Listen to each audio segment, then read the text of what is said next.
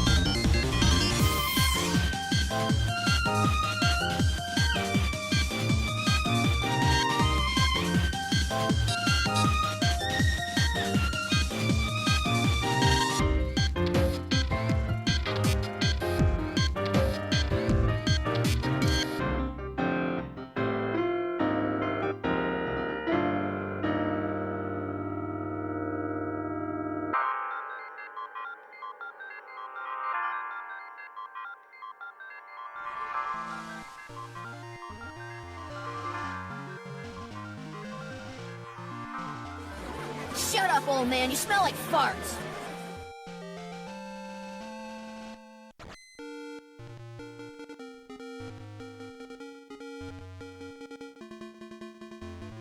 Didn't even get a chance to speak. I'm just an old fart-smelling man. Hey, buddy. Oh. Hey, buddy.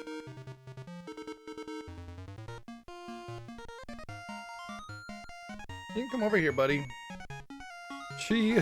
Shut up, old man. You smell like farts. Oh, wow, I'm talking to my cats, okay? Jeez.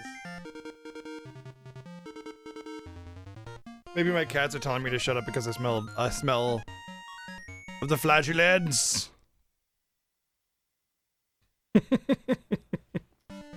Well,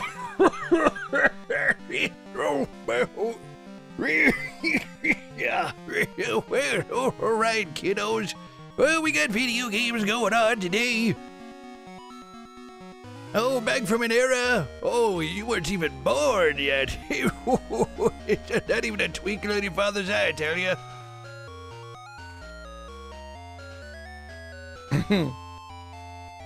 Rockin' on, Asher. Hell yeah. Oh, that's sick, dude. Congrats, man. I'm really happy for you. That's big. It's big stuff.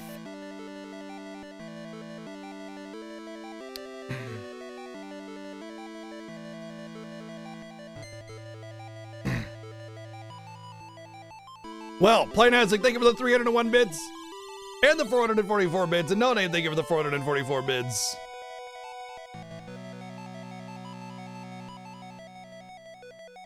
I have the top 50 time if I submitted my playthrough on the leaderboard, yeah. I mean, there's a lot of games that I've played that if I submitted my time, I'd be in the top 5 or 10. You know, just because.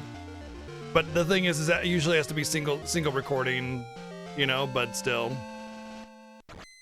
Single segment, you know, for most speedrun categories. I think that single segment kind Shut up, old man. You smell like farts. keeps a lot of people, like, from doing exactly that. Thank you, Plain Isaac, for the 444 bits again. I'm just talking to my cats. My cats don't think I'm an old man, nor do they think I smell like farts. Okay?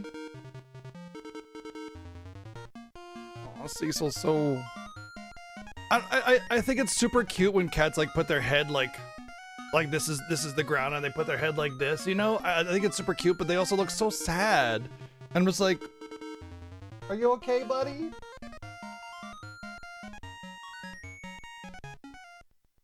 I hope he's okay. Cats are attracted to foul smells? A little bit, yes. Basically, they're attracted to things that they want to put their scent on because they think it's another scent.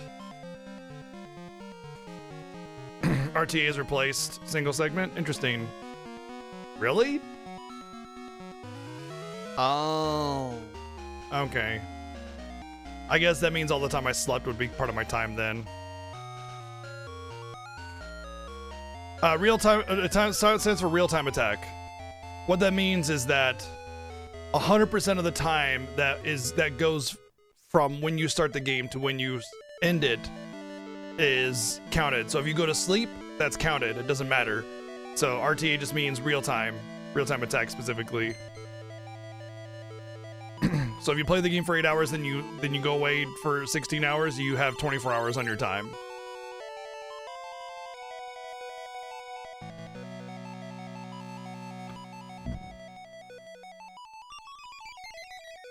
Because words have deeper meanings than what we generally typically use them for.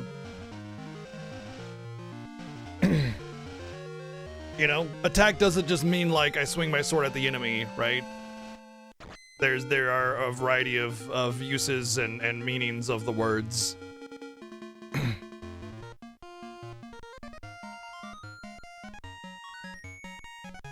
And I'm looking at my desk here. I picked up a couple games. Very happy with.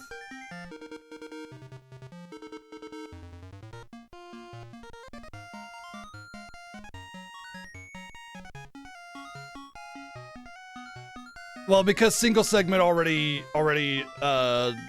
single segment is not a time-based measurement. That's why.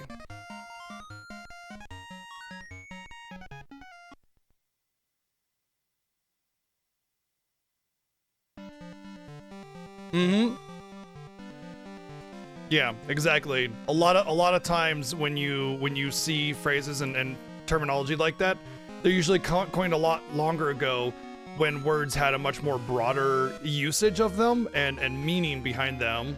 And it's not that they've lost that meaning, it's just that, like, we don't use it, you know? We use attack in the very straightforward form of you attacked me or I attacked you, you know, to mean like battery, or rather assault, I suppose. Something like that, you know? Or attacking your enemy with a sword in a video game. Yeah, you caught that, stalker? Yeah, I found out that my wife likes the After Years, so I don't know. It's a rough patch for sure. I don't know how we're gonna handle it, but it's probably gonna result in divorce, you know? Can't go on living a lie like that.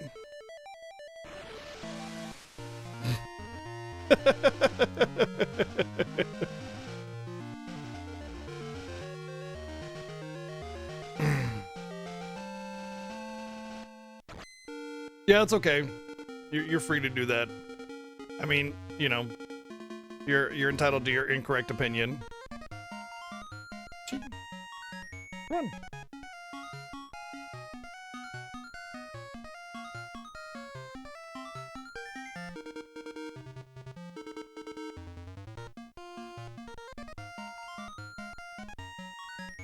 I'd like to look at the deeper meaning of the word attack. I know there's a lot of words that we use in terminology that are the same situation, and I can't think of any because oftentimes they're so regularly on my mind, but right now I can't think of anything. But there's a lot of situations where there's a terminology in a phrase or like an acronym or whatever, and we don't know, you know, you don't think about why it's there, it just is. But it's not like just because they threw it in there, it's because it actually has the meaning. I don't think she cares for Sonic, actually. She also doesn't really care for Dragon Quest, so even though she is playing the DQ3 remake.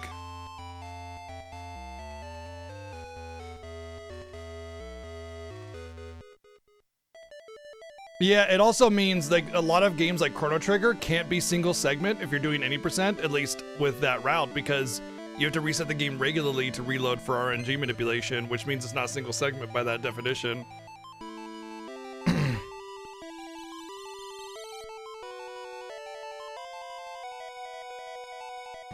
Coconut side. Coconut's is on the side who has the most food and pets.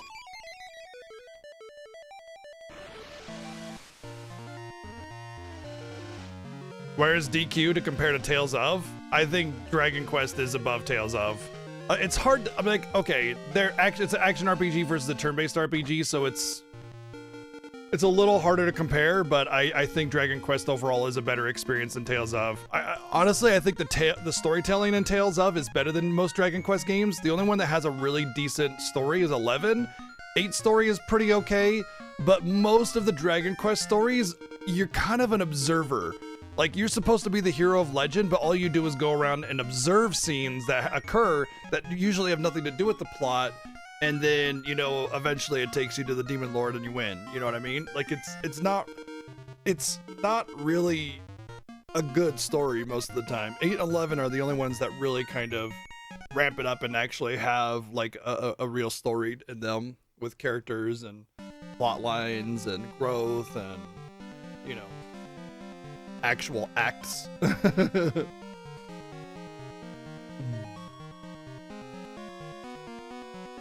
Yeah, it's more like D&D Hero's Journey, you know? It's trying to make it so you're the D&D hero, and so you just kind of are supposed to have your own internal thoughts, but realistically what ends up happening is you're hoping to have that story told to you, and instead you just feel like an observer. It's just the limitation of the era. But I mean, you know, DQ 1 through 7, they're all like that, all of them. DQ 8, definitely much more of a actual narrative. Same with 11. And I don't know about 9. But I've been playing the DQ3 remake on my own time. I think I'm about 20 hours in, and I'm really enjoying it. I think it's probably my favorite 2D Dragon Quest ever so far. 11's got to be my favorite of all time, though. I mean, nothing beats 11. Honestly, 11 is like a legitimately excellent game, you know?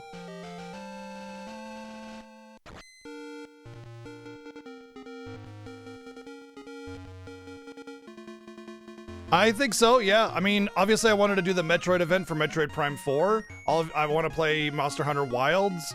I want to do whatever any kind of new game comes out that comes out. We have the Trails in the Sky stuff.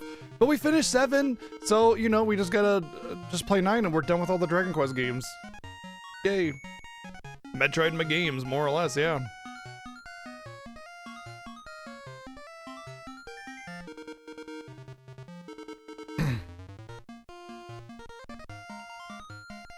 Damn, VG. Hot streaks coming through.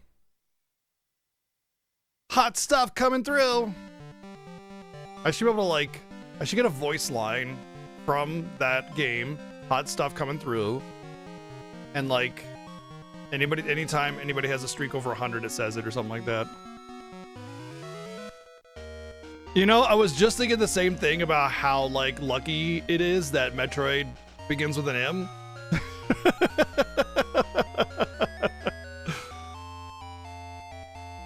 My femoral Fantasia, my games.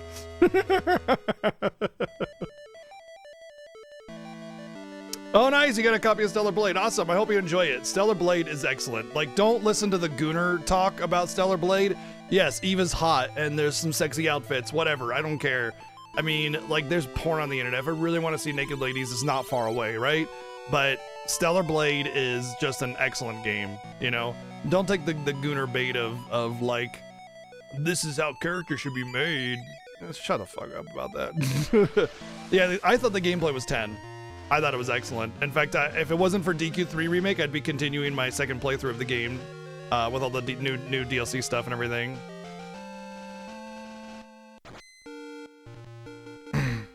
But oh, yeah, to like further elaborate on like Tales of versus Dragon Quest, okay, Tales of and Dragon Quest have a lot of similar flaws to them, but Tales of actually has a story that they tell, which is what I was getting to eventually with the whole 1 through 9, 1 through 8, 1 through 7 doesn't have a story really.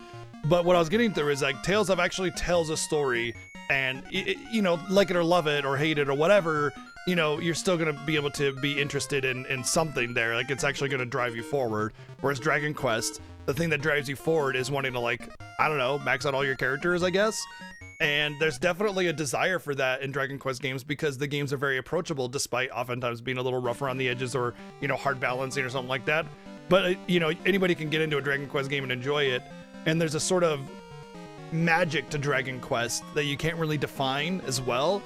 Like, if you didn't have the vibe of Dragon Quest, I feel like Dragon Quest would be on the low end of RPGs, and I feel like that vibe is really important. And if you didn't have it, I don't know where Dragon Quest would really be, you know?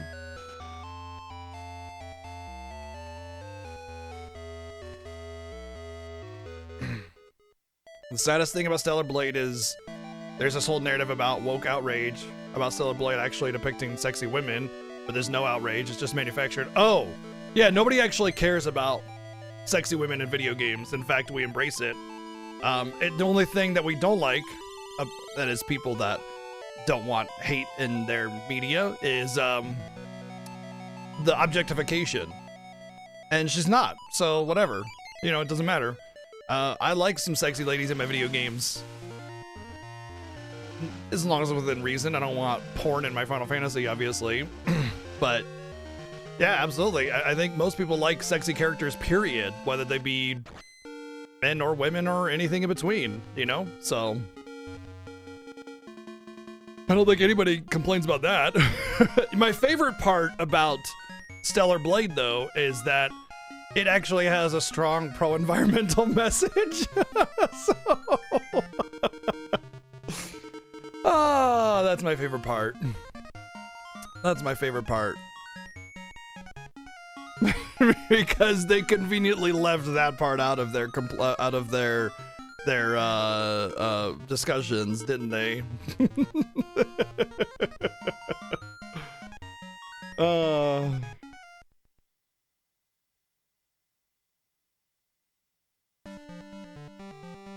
Anti-fascism.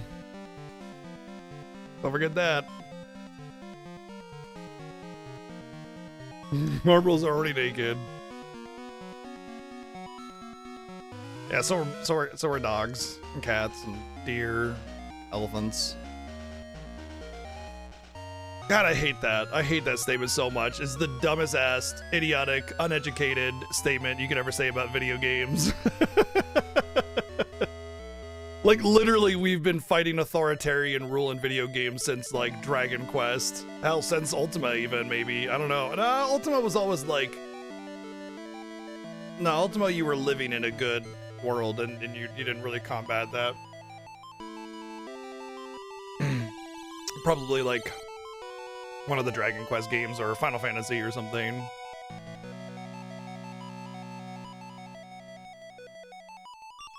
Maybe, yeah. I mean, I know a lot of old PC games had some much more deeper storytelling. I mean, I am of the mind that, like, LGBTQIA rights are not political, but people make them political, which is why you kind of have to say they're political. That's, like, it's just human rights, you know? But, like, civil rights have always been political, because if we didn't have civil rights, we wouldn't have had, you know, Martin Luther King Jr. and all of that, right? So, like, it shouldn't be political, but it is.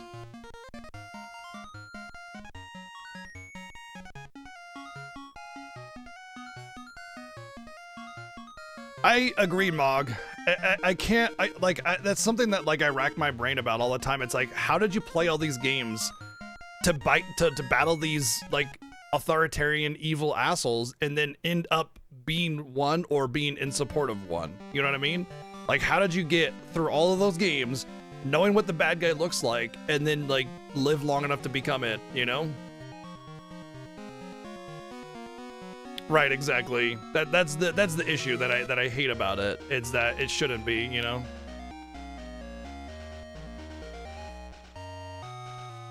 But magic and swords and battling and stuff, you'd be a corpse. Let's be honest, like, nobody is the hero, okay? We're all just random people in a great cosmos of chaos and madness. Nobody's the fucking hero. There is no legendary hero of destiny, you know? Like, it's just live your life as good of a life as you can, being respectful and not hurting people. That's it. That's all there is, you know? The choices you make dictate how much of a hero you really are. But, like, people have this, like, combat fetish or something where, you know, they want to be in the world of Final Fantasy so they can go kill people, I guess. I don't know.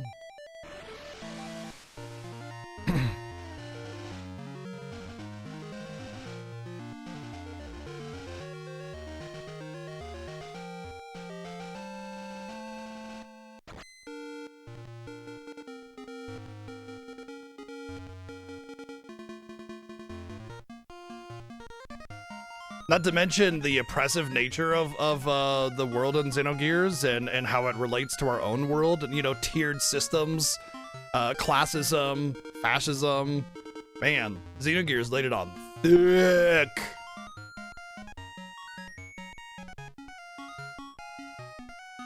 The Dalai Lama? The Dalai Lama is your hero? Not to be confused with the Dalai Lama.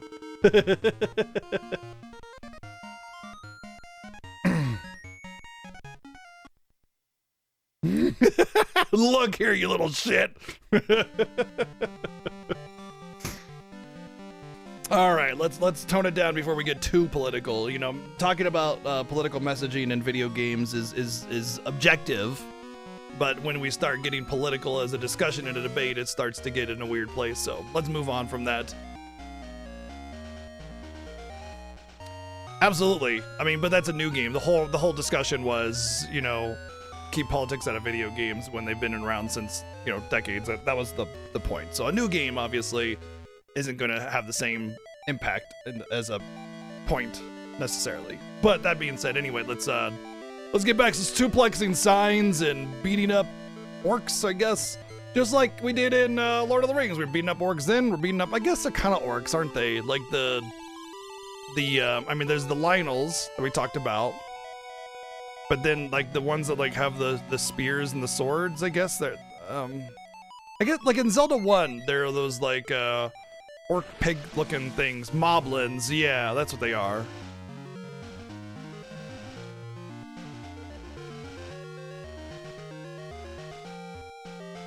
I am the Bashi. The reason, like literally the only reason Bashi is on that list of random words is because I beat the Bashi. It wasn't on there until I beat the Bashi. Or I became the Bashi. Dark nuts? You're gonna love my dark nuts. Hey, buddy.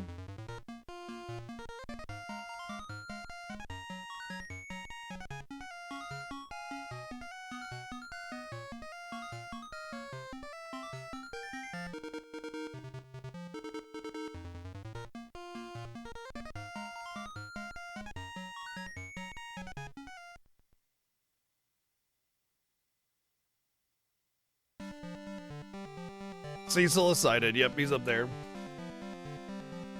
He's becoming my little co-pilot anymore, isn't he? Like, that's so rare. I mean, unusual, rather. But like the last couple months, it's been Cecil every day, right? You know? Used to be Chi or Coconut or Ginger up there. Heck, even Coconut to a lesser extent. He's always up here now, aren't you, buddy? It's a mistranslation of Dark Knights. Oh, okay.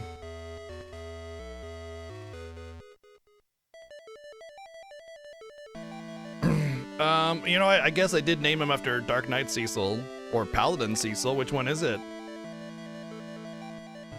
It's a sign I should play more Final Fantasy IV? Well, I should be playing that pretty soon, actually, so, you know. Dark Knight Cecil.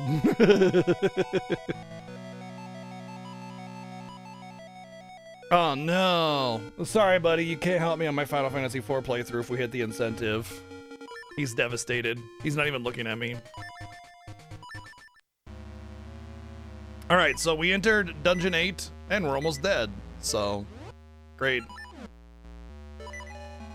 That's okay. I think I should be able to figure it out without my cat Cecil helping me.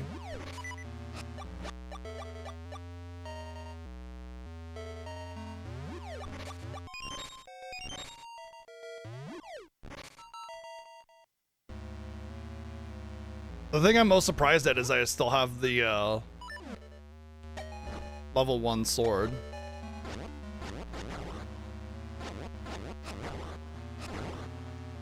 I have no idea where I would get the level 2 sword, to be honest. I'm kind of hoping that this dungeon's like very simple and straightforward.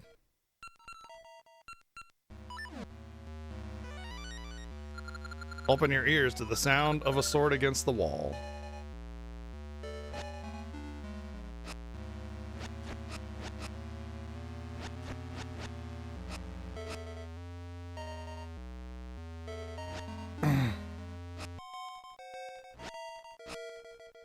Open your ears to the whole of an O, apple cinnamon, Cheerios.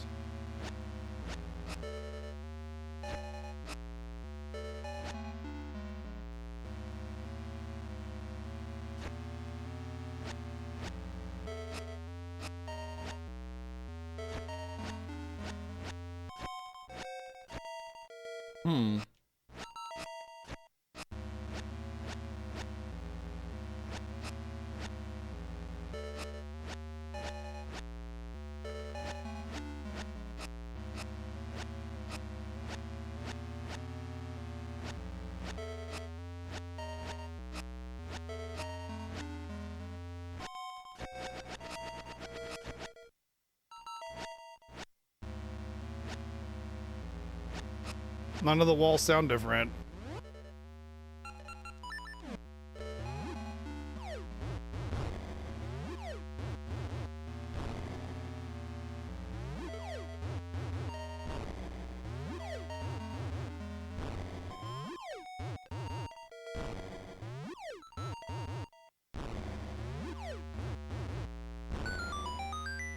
Okay, sure.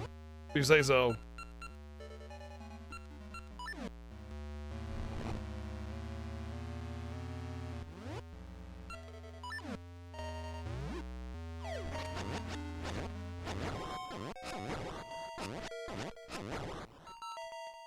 You know, these things don't take too many hits to kill. It's almost making me wonder if, like, there even is a sword 2. I mean, obviously there is, but I just mean, like, intended, you know?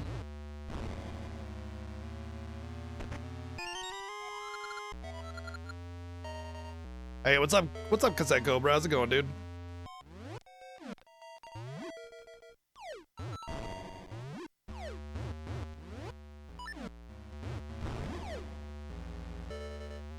I'm enjoying it in its way. Nice streaking weapon.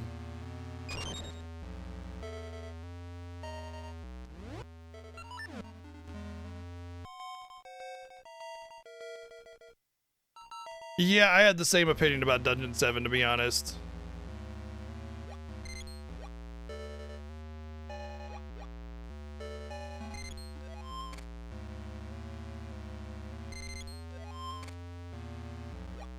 I didn't have like too much trouble with it, but yeah, it was pretty awful. Also, there's a couple bosses, like first couple bosses are pretty from a design perspective. Lunatone, what's up? And there's a couple other things, you know, minor things here and there. Oh, the Goron dancing minigame. That is straight up just completely garbage awful.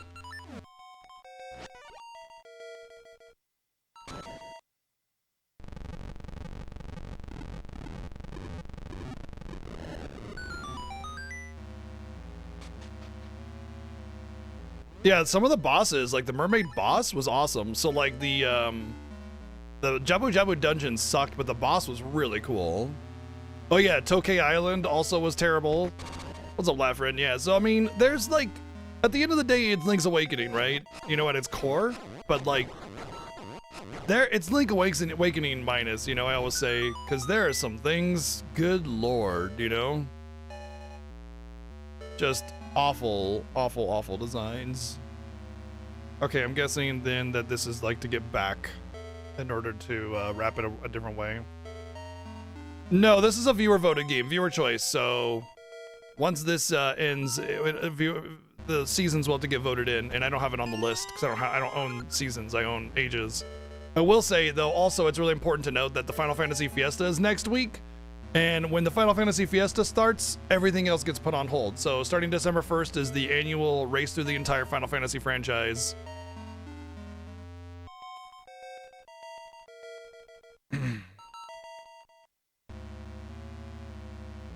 It isn't? Oh. Oh, then what is it? It's this week. Okay, yeah, I guess it is this week, isn't it? Because technically it starts on the 30th. Oh god. Technically, the day 0 starts on the 30th, which is Saturday, but Sunday on the 1st is the beginning of the race in earnest. But on the 30th, we have a day 0 where it's like a pre-show to kind of start things rolling. But yeah, the Final Fantasy Fiesta is right around the corner, y'all. Right around the corner. So if you like Final Fantasy, well, we are going to be drowning in it for the next couple months. But yeah, that means like viewer choice games, even if this, the other one did get voted in, it would be put on hold until the Final Fantasy Fiesta was over, so. Okay, I know what I need to, wait, do I know what I need to do? I need to find a way to,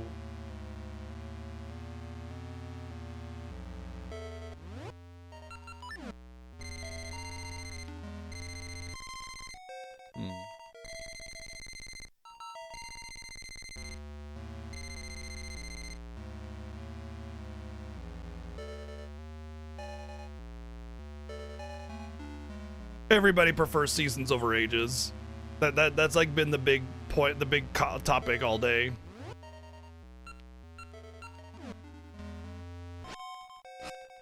Or not all day, but all week that I've been playing this or whatever, I guess.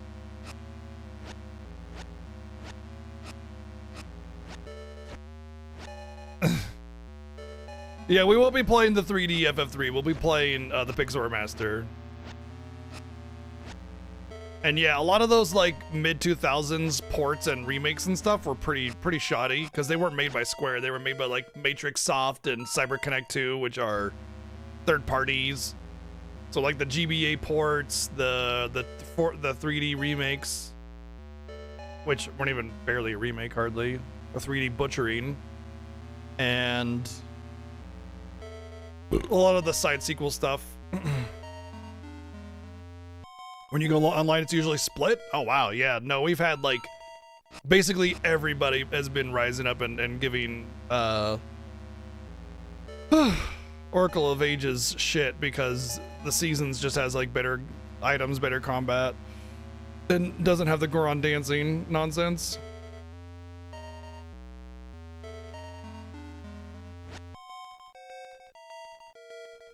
Yeah, if they did like a Ages and Seasons remake, like made it a combo pack so that you could play both and get the full experience of it in a single game sale, like Link's Awakening remake, that'd be sick.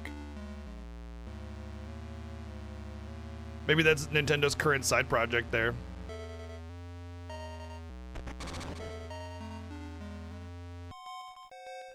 Oh, I have a key. I forgot about this. Okay.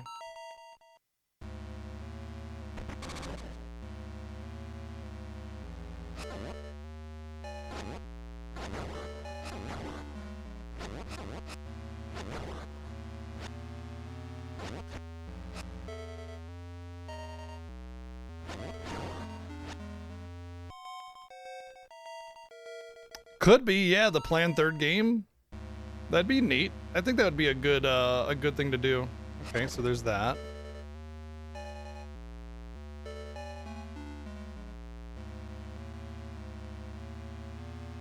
I think, what was the third? Does anybody know the name of the third planned game? Because it was supposed to be the 3 Triforce pieces, so you have Seasons and Ages. But maybe it was originally supposed to be called Oracle of Power, Oracle of Wisdom, and Oracle of Courage. And then they changed it to Seasons in Time.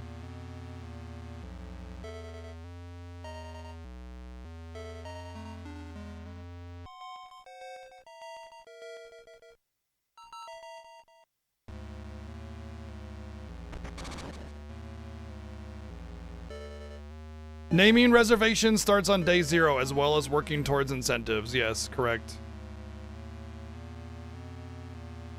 You know what? I'm gonna go back over here. I think I see something that I want to try first.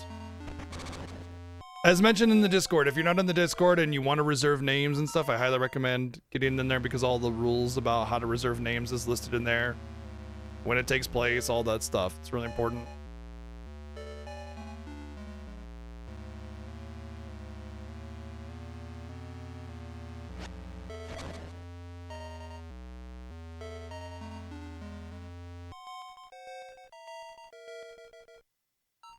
Just know, so as a note, name reservations begin as soon as I hit the go live button, and I go live at exactly 1 p.m. PST on day 0, November 30th. So normally on the when I go live, I usually start like 5 or 10 minutes early, you know, play some music, and that way I'm beginning around 1, right? When I start on November 30th, it will be as soon as my clock turns over to 1 o'clock, like the second that it turns over.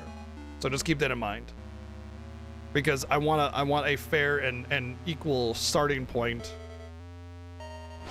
where, you know, people that want to reserve a name can be there to reserve a name, and not just kind of be like, yeah, I guess I'll go live whenever, and you know, you just happen to go to the bathroom at that time and then you're screwed. That's no fun for anybody, right? Except for the person that sniped it when you were going to the bathroom, but yeah.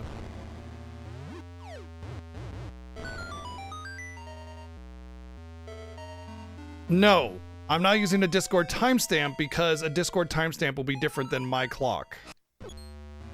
I'm going by my computer PC clock, nothing else.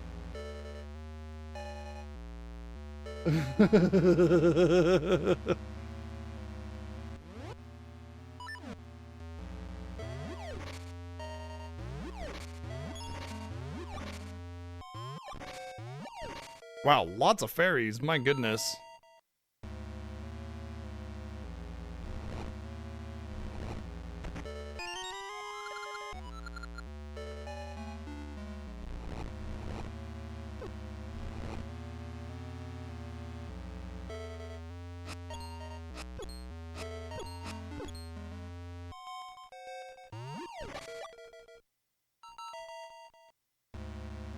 Oh, interesting. I guess I'll have something that'll take care of these little things from this dungeon then.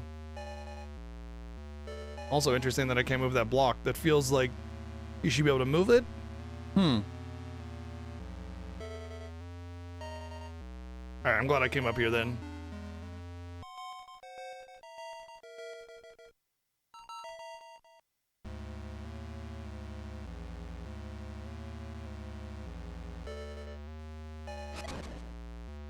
Oracle naming was gutted the third name in the US. The game became Mystical Seat of Power, Mystical Seat of Wisdom, Mystical Seat of Courage. Oh, interesting. So I was right, more or less, that they were named after the Triforce parts. That's cool. Yeah, I'd love to see these games remade like Link's Awakening and actually like, you know, a single product instead of the multi-game bullshit that they did. They tried to capitalize on Pokemon, I think. I think their thought was, well, if we can sell 2 copies of Pokemon to everybody, then why not something else like Zelda?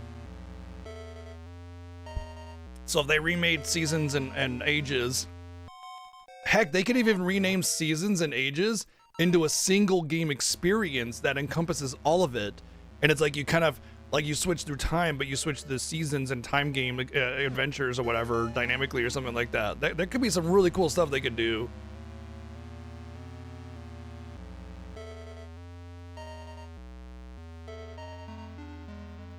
Oh boy, sword only.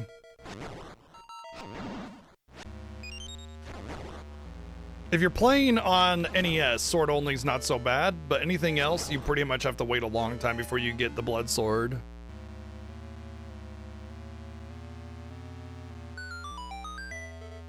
Okay, this allows me to do whatever I want with the wheel then and get anywhere I need to.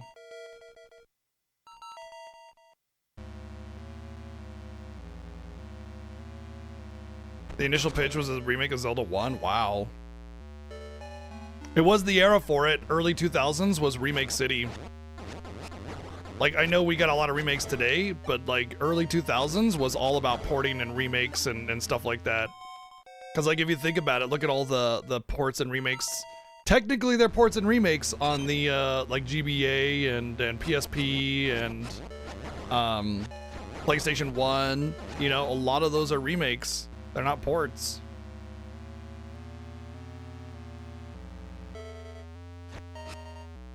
Like, technically, the PlayStation 1 Final Fantasy 1, it's a remake. It's not a port, you know?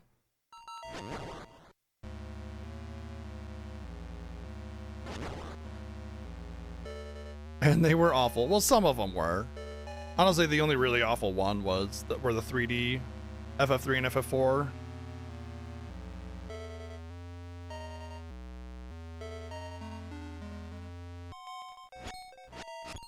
Yeah, I heard rumors about a Zelda maker. I also heard rumors about a Mega Man maker that got canned as well. Although there is a fan Mega Man maker, if I'm not mistaken.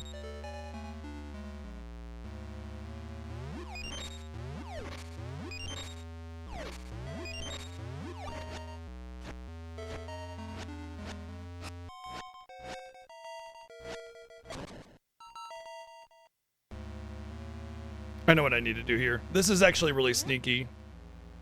What I need to do here is hit this, but stay on top of this.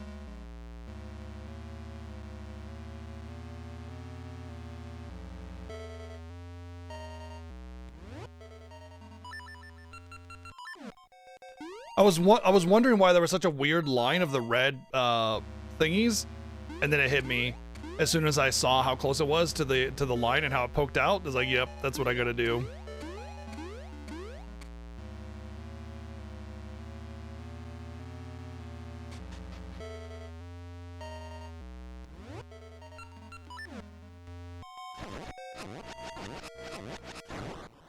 Yeah, actually it's kind of funny because in Link to the Past, it's not intended for you to walk on top of them, but you can use that feature to bypass a lot of the mechanics in the game.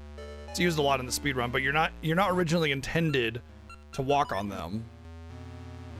But because of that, they took that from Link to the Past and applied it as an actual mechanic, which I really like. I think that was a smart addition. Really? Something's up with this room.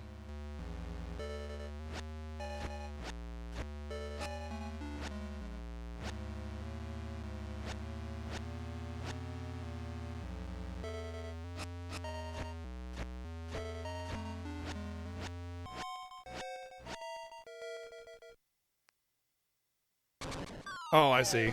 Just before the boss.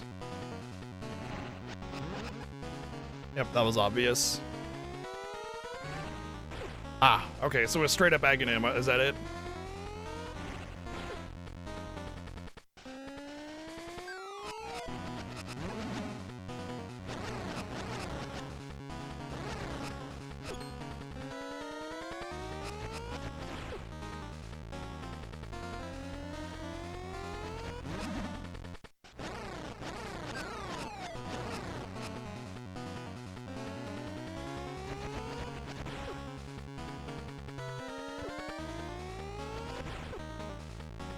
Rabble, rabble, rabble, rabble.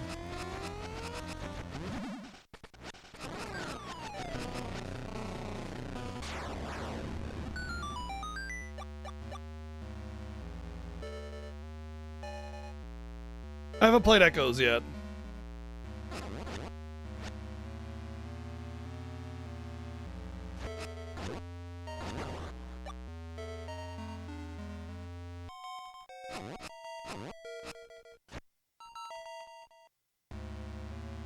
I imagine after I play DQ3 Remake and maybe my second playthrough of Stellar Blade, I'll probably play Echoes of Wisdom at that point.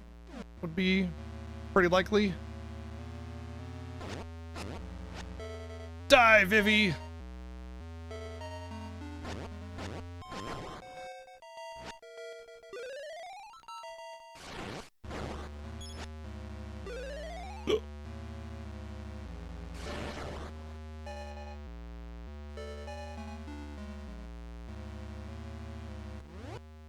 You know, I have to say this dungeon has a very Zelda 1 feel to it.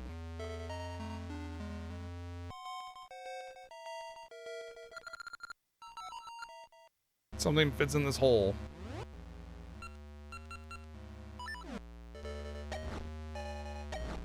What? Really?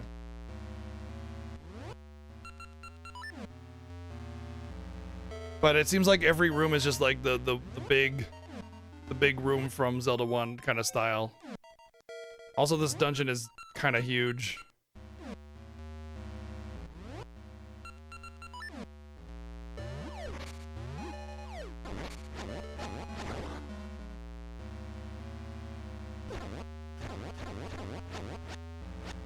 Bye.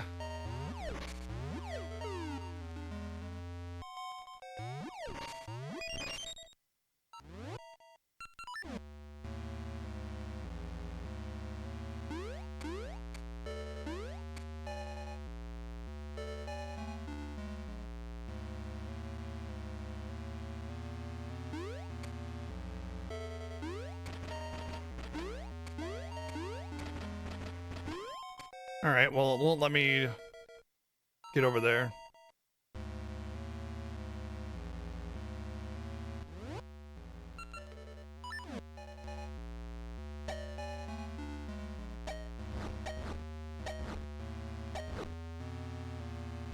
Oh my god, this is horrible. That's the worst. Ice physics with these things going off like that? That's crazy.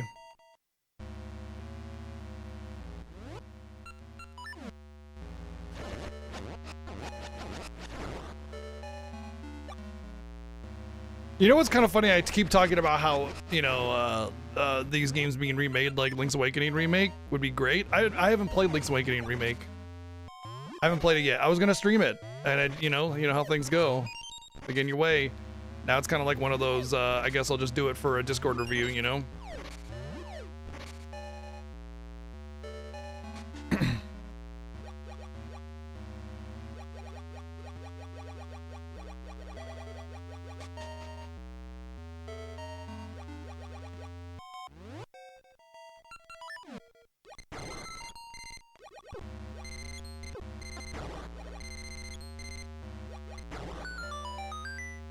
A Zelda-thon? You know, I wouldn't be against doing a Zelda-themed marathon. I just don't have the time for that.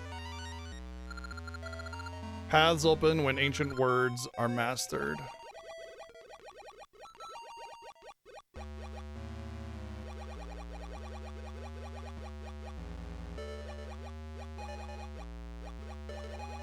I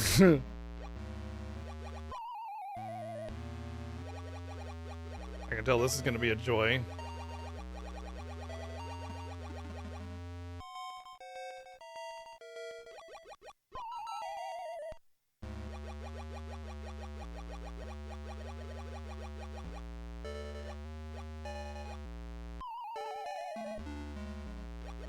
Oh yeah, this is gonna be fun.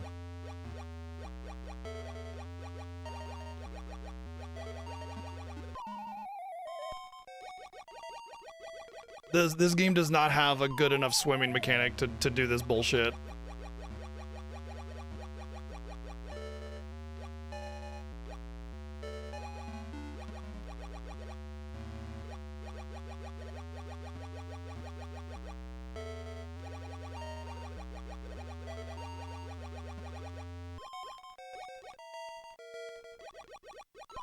Really? It pulled me into that one?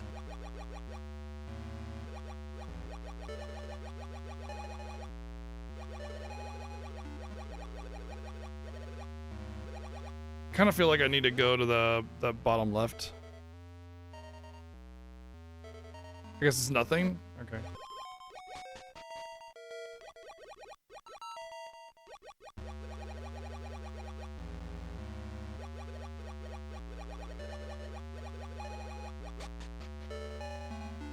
There's been some fun swimming in different games, I think.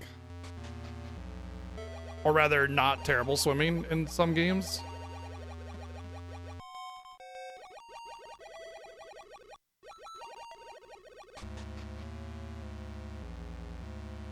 Item? It's the item, isn't it? Slate. Ancient words are written on it. Oh, never mind. Okay, so that's one of 4 slates then.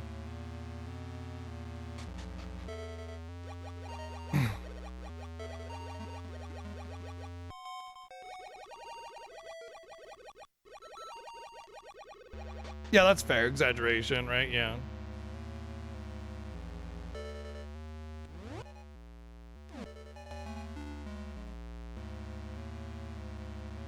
Okay, there's that.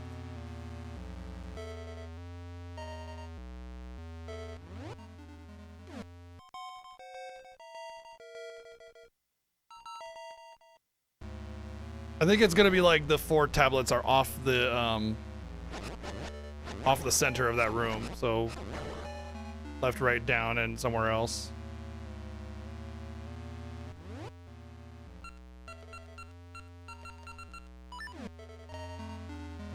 You know, it might just be the glove level 2, and it lets me to push the tombs or something.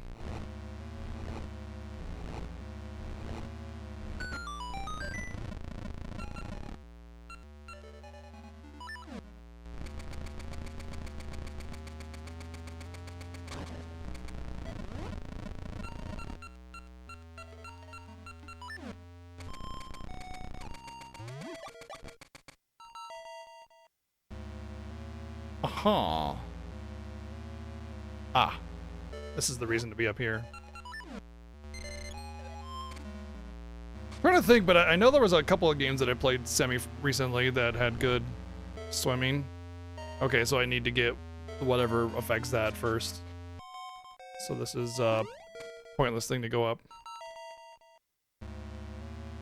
I wouldn't mind the seed shooter mechanic so much if it let me shoot more than 1 at a time. The limitation of 1 seed out at a time is really bad. Like, imagine playing Mega Man, but you can only have 1 bullet out on the field instead of 3. Pretty horrible.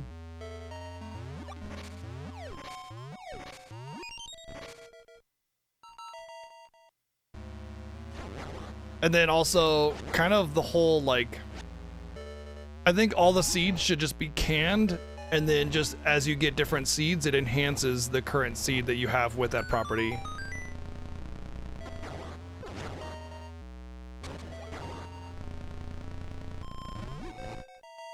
So it's just a single seed, and then it's infinite. Then you don't have to worry about quantity or ammunition. And then the seed shooter would actually be pretty decent.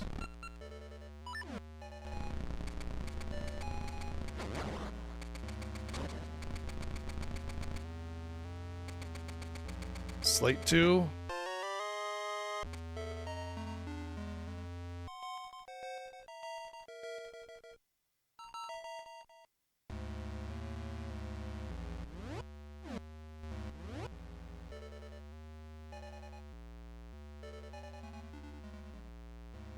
Hmm. Maybe those two over there are it. Ow.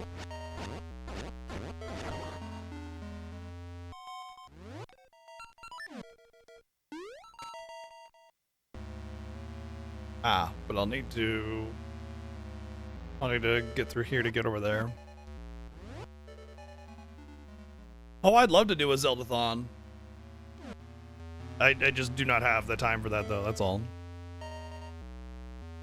Like, I would say if I were to clear up my backlog really good and I was scrapping for things to play, I would definitely do a Zelda-thon for sure.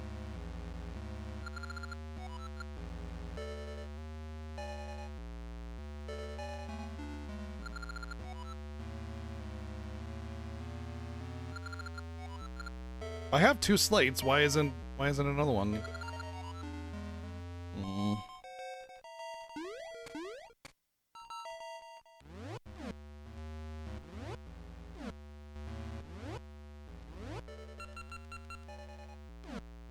Maybe there's another room with slates? Oh, there it goes.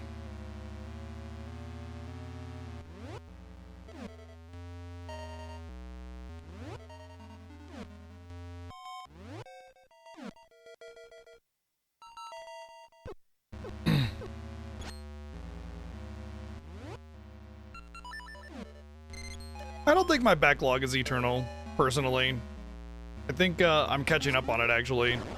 Like a lot of, like even if you just look at viewer choice, which is only 2 days a week, we're getting through those games, you know? Like it's like 60, 70% complete at this point.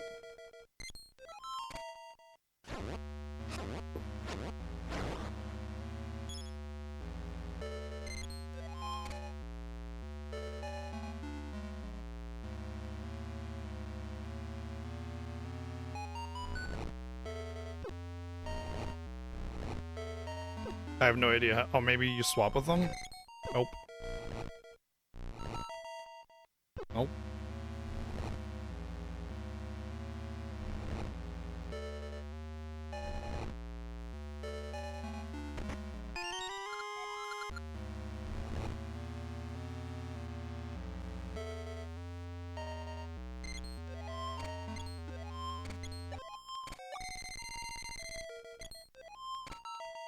I did forget to go to the mayor's house and get whatever was in that box.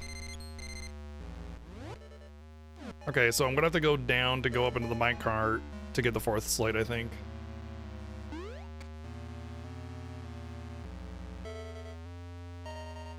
The stairs was definitely around here somewhere.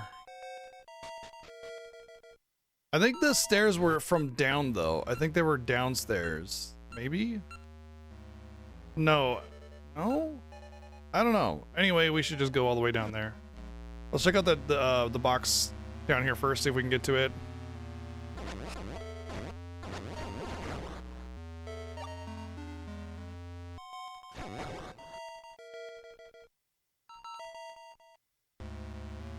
Oh, we're gonna have to go all the way around, aren't we? Well, how do you like that? UFO 50? I mean, I wishlisted it and... Oh, okay, we can't go through this then. And I'll check it out eventually one of these days, but I don't know, something about like the big fat pack of random nonsense games isn't exactly entirely enticing, I guess, would be... I would say that. But, you know, who knows, maybe it's amazing.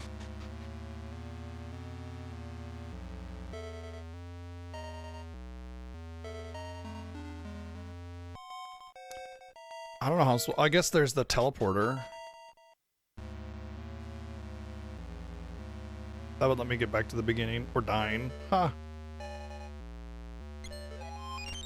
Suplexes! Suplexes!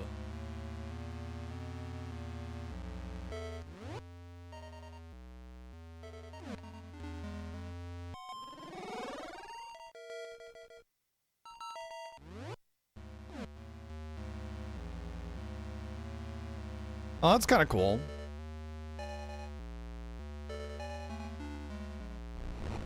I mean, I dig that concept for sure.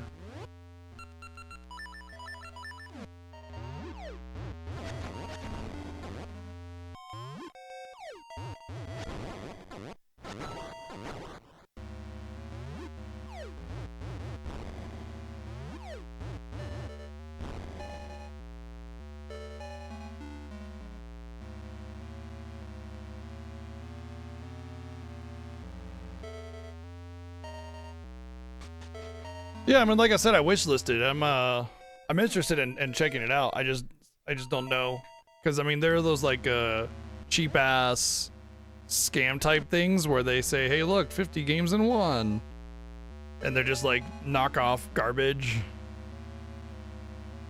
So you know, you understand my reservation, I'm sure. Okay, I need you to go the other way, which means I think I need to take this here.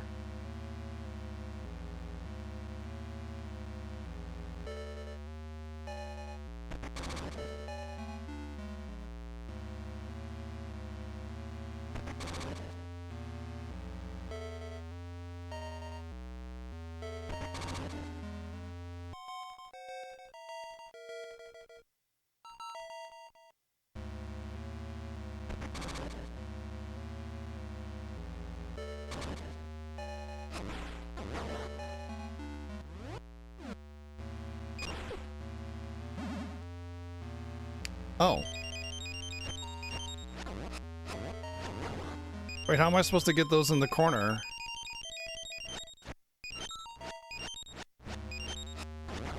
I guess that means I'm gonna have to end there then. So...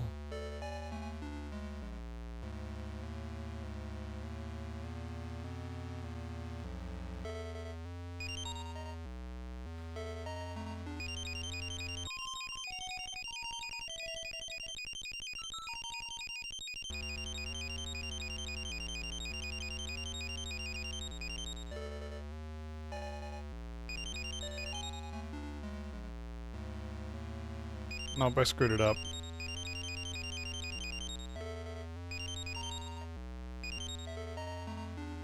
I mean, it's not like I screwed it up, it's more like there's no way to know what you need to do until you mess it up a few times.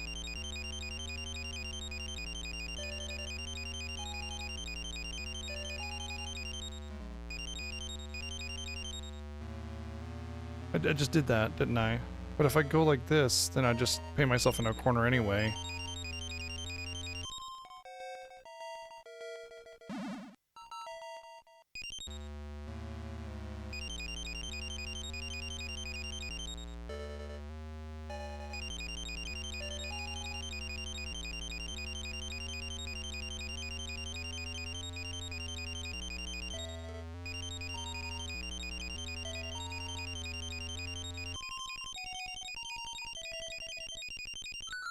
There we go. What did I say? Level 2 glove. I said we were gonna get the level 2 glove, and sure enough, there it is. Also means I can go back to that one place and move in the Zora land. Yeah, the power glove, it's so bad.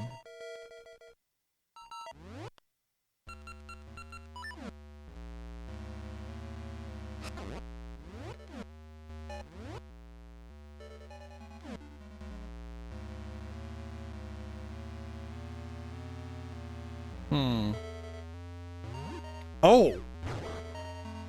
Shit! I was like, it's not moving! Oh dear, oh dear.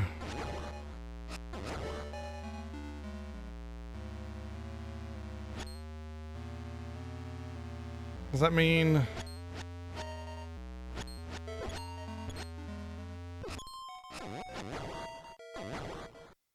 I mean, I can hit this one and get somewhere with it. Maybe to that treasure. Because now I can go through here and I can go back and lift that.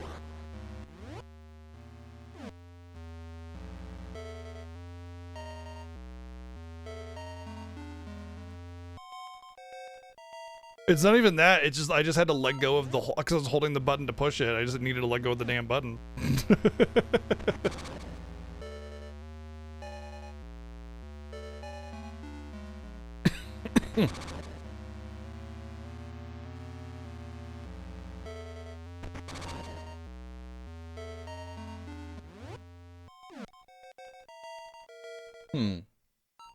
Really? I wasn't able to get over there? Oh, probably because there was something blocking it.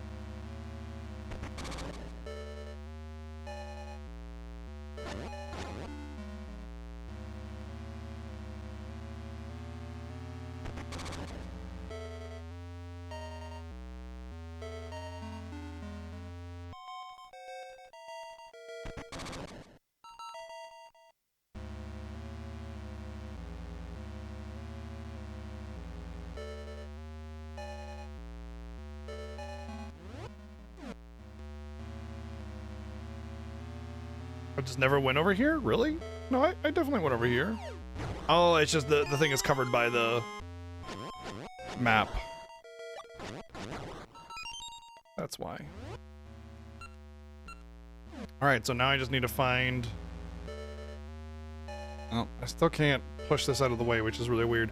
I just need to find a way to get up to the train. So it should be on the bottom right. It should be on the far bottom right of this area that I should have the stairway to the train.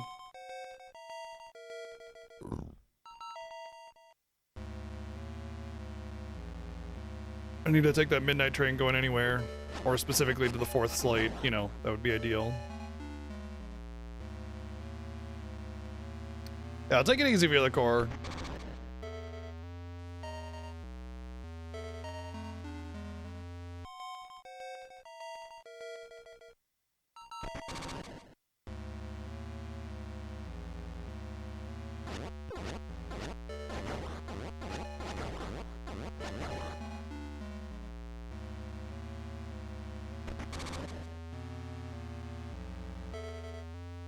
Giga Streak indeed, holy shit, dude. I don't know why, but the number 300 reminds me of Giga Strike from Dragon Quest. So that works out really well. Damn.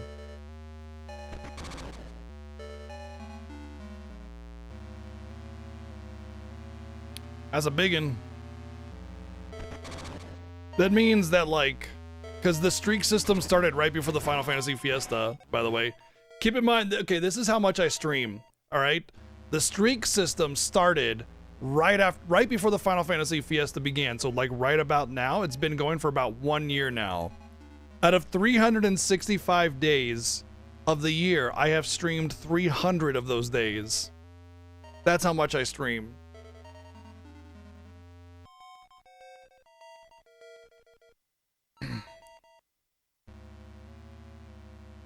Which is like 80% of the days.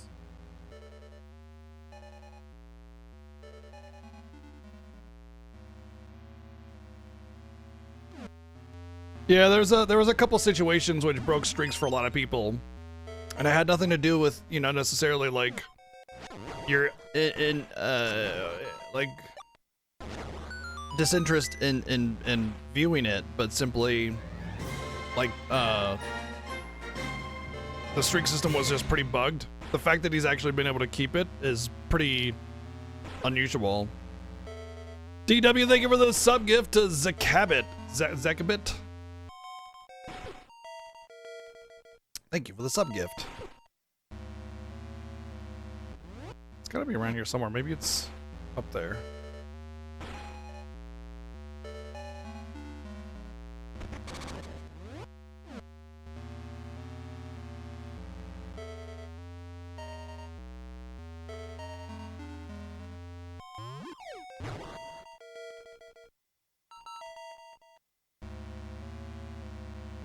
No. Maybe it's here? And I go back down, but...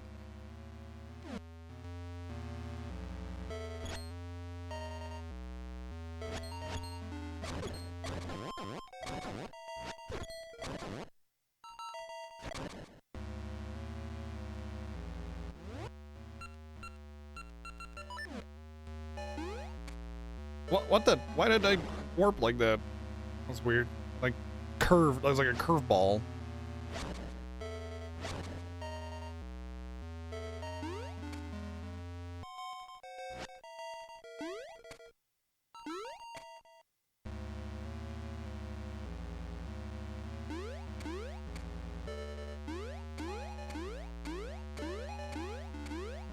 I think we're really close to finishing this dungeon. I just need to find the last slate. And in order to do that, I need to find the stairs that gets behind the trolley. Looks like we got another one of those classic trolley problems.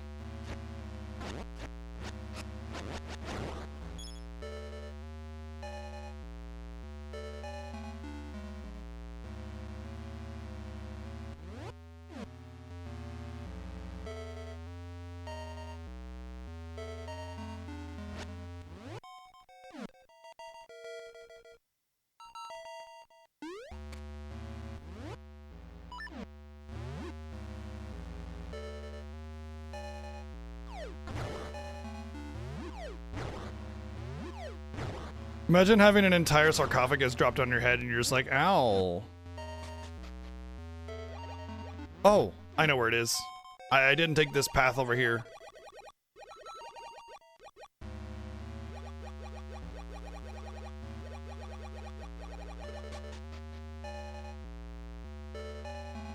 Or I did. Damn.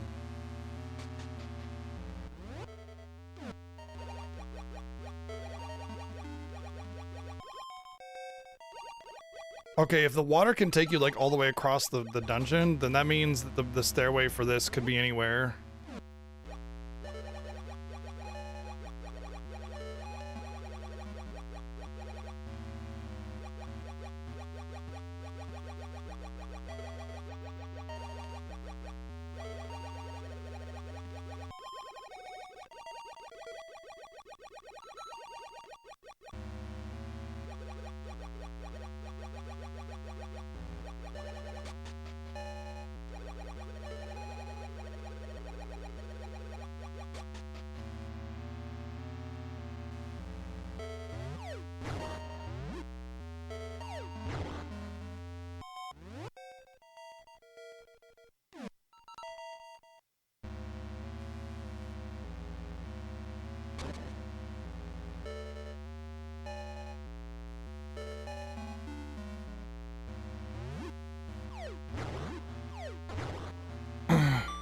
Aha!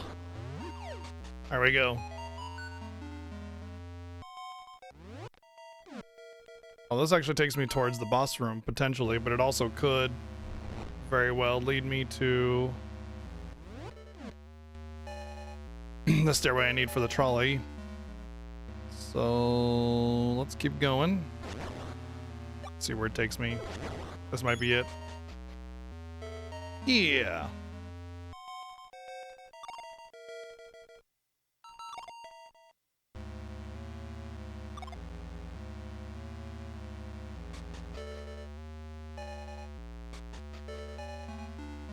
I mean, I think I can only... I think it has... Yeah, I think it'll be fine. I think if I just do this, it'll be in blue. Yeah, it'll be fine. Okay. That's what I thought.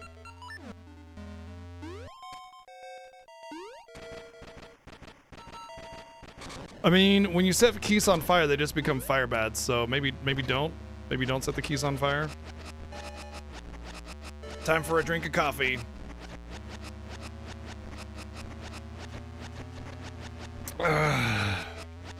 Yeah. I'm the bestest. I'm the bestest sword swiper guy ever. Swipe my sword so good. I didn't even know I could swipe a sword that good.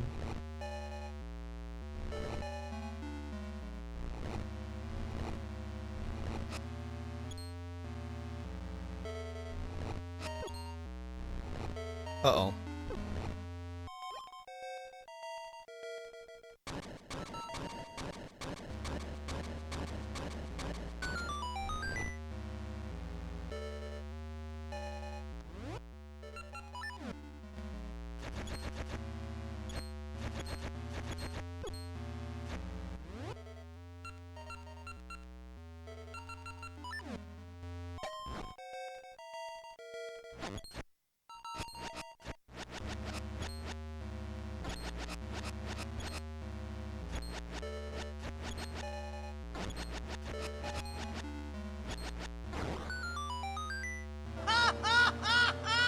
Gooners 2 and Ice Physics. Well, thankfully that wasn't so bad. Thank you, Play Answer, for the 110 bits.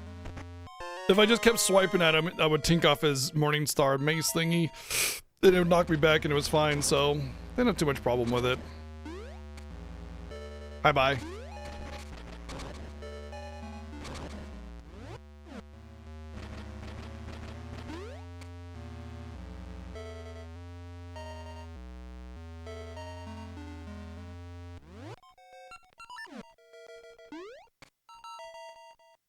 Whip.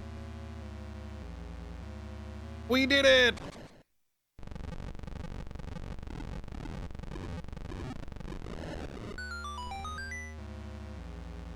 Well, the fourth slate disappeared into the miasma. It is no longer.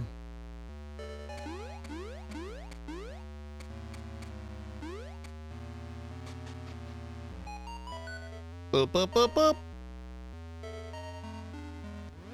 Wait, don't I need to get that big key over there? I need to go back.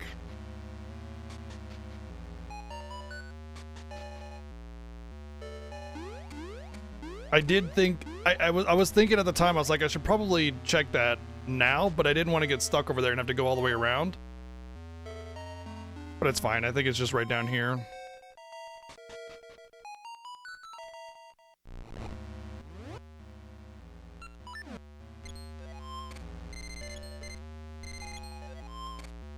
Big key. Or boss key. I was called the big key because that's what they called it in Link to the Past, and that was the first implementation of the boss key.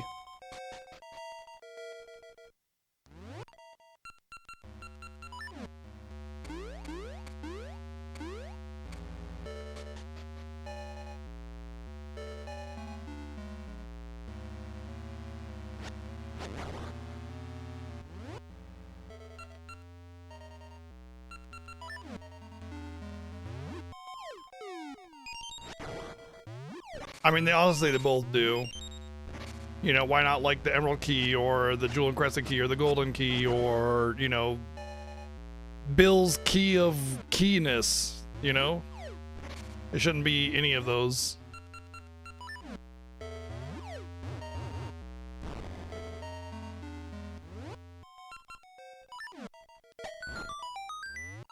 This is like a little mini puzzle. It's just basically one collection of all of your items.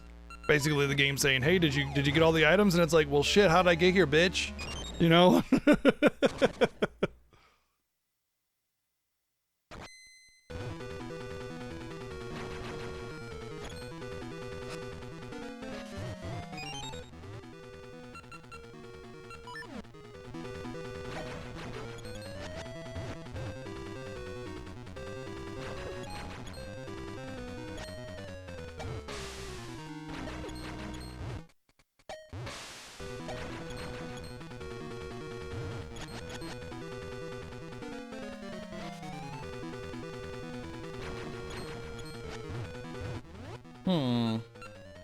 Am I supposed to use the glove here or something?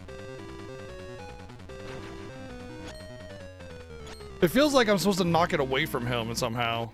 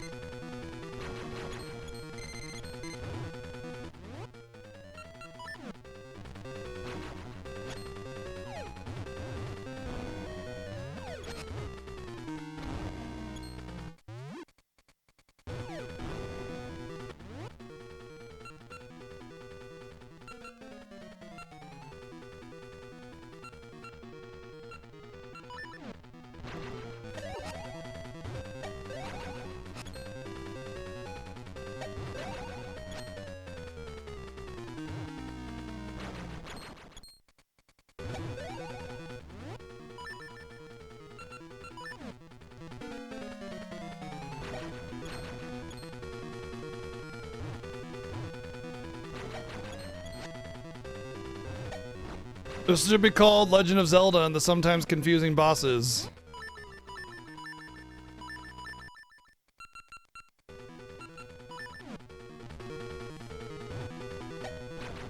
More like oftentimes confusing bosses.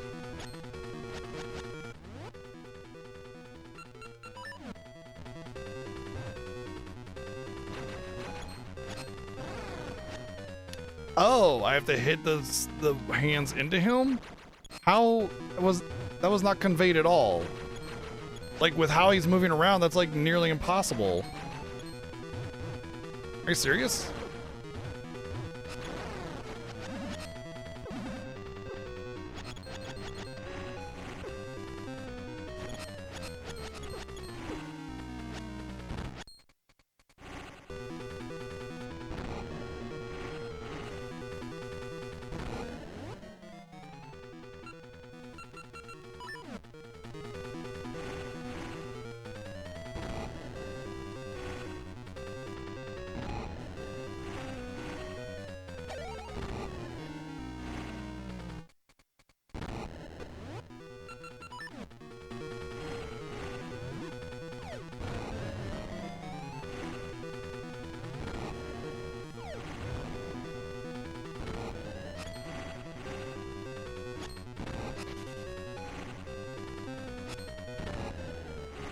I thought maybe I had to pick him up with the gauntlet or something, but I touch him and I take damage.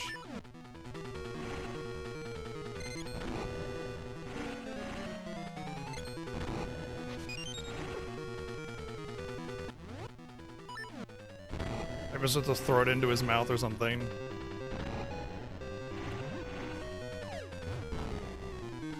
Apparently, I needed to very carefully place the bomb. Oh, he needs to crush it. That's what it is. Wow, that's really awkward.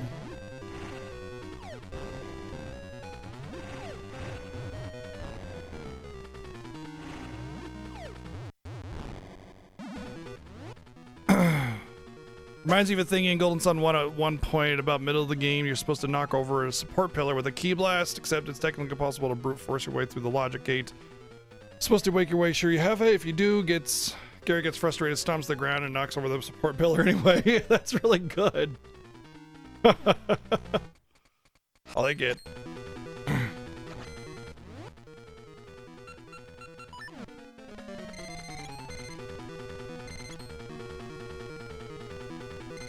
Oh, okay.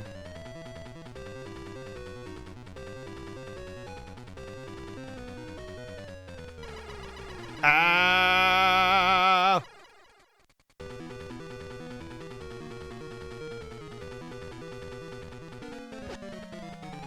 Nope.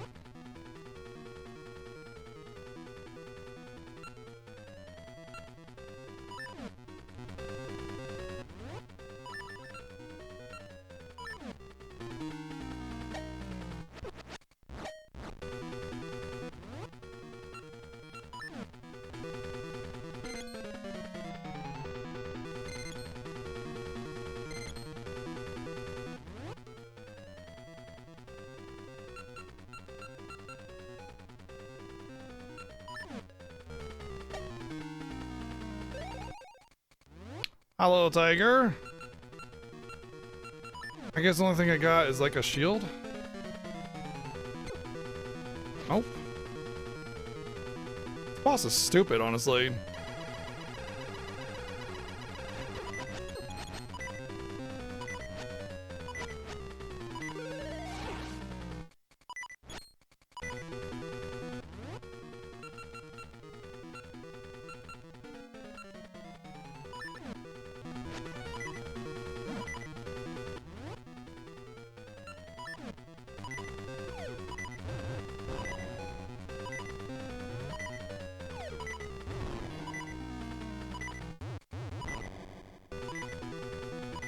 This is dumb. Like, this is gotta be the most unintuitive of them all. What the hell's up with this?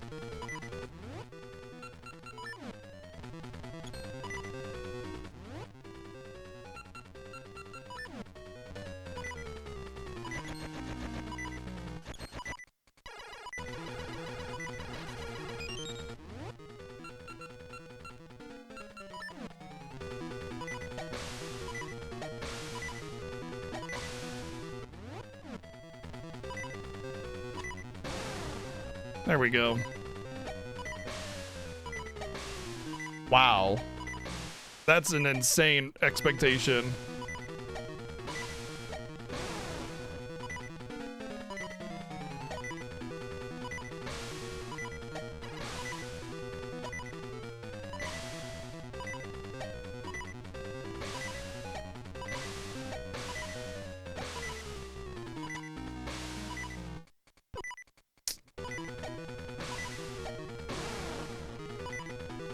Oh, god fucking damn it, dude. Don't make me die.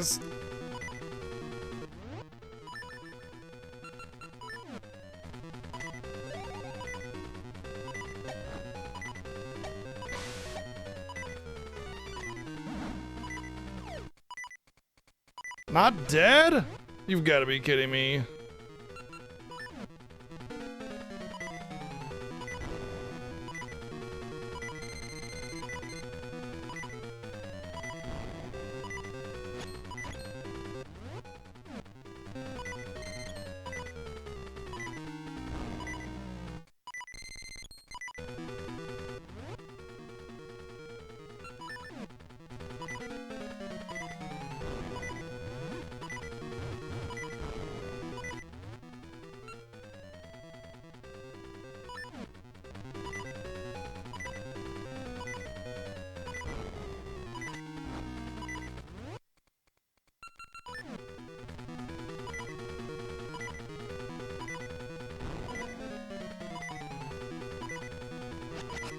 I can touch them. Maybe the shovel?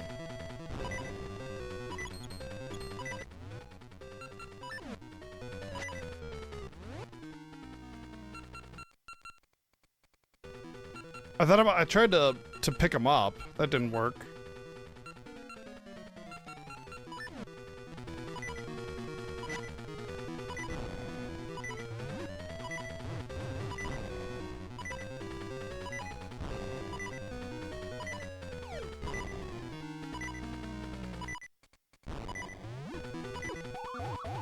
Really? I hit it the frame before it was not a damage object? Stupid. What an absolutely moronic boss. That takes the cake, honestly, on stupid designs. That's just a big fucking dumbass clusterfuck of guess the mechanic, guess what's vulnerable to, and some of that shit is like, hey, obviously you need to do like a super extreme MLG Olympic level trick shot in order to hit the boss. Duh, everybody knows that. Idiotic.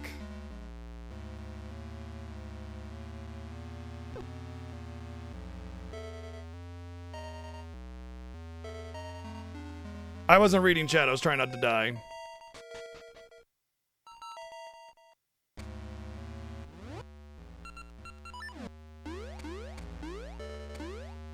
But yes, I see it now. God, that's just awful. I mean, there's been some not so great bosses, but that is just like trial and error in the dumbest way. It's everything I hate about those like supposed balancing hacks about like Final Fantasy VI, like Brave New World, where it's like, oh, it's just a balancing ROM hack. It's fair, and then it's actually a hard mode hack because you basically have to like guess the one thing the boss is vulnerable to, and then exploit that, and while everything's just completely decimating your HP every single round, you know? It's just a balance hack. No, it's not. It's a hard mode hack, and it's not even a good one because you just made it every boss vulnerable to one specific ability that you have to fucking trial and error until you get it, dude. It's not an anything hack. It's a shit hack. That's what this boss is. It's everything I hate about bad ROM hacks.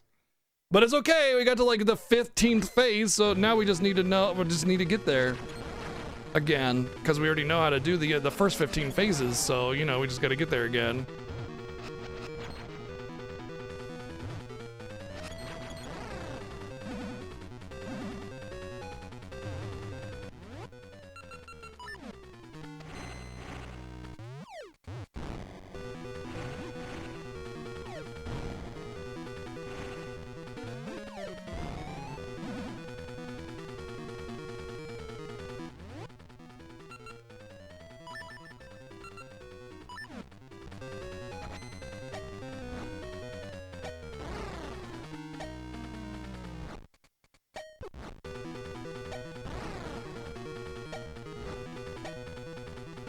I think this one is by far the worst. The tiny window you have to get behind him on the shot, kind of silly, and the precision needed for it while he's also moving, kind of silly. Now I don't know what to do here, right?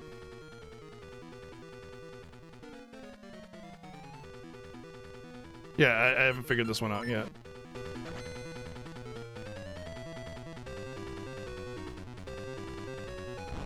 Like it feels as if I should be grabbing it with the glove and pulling it back, right?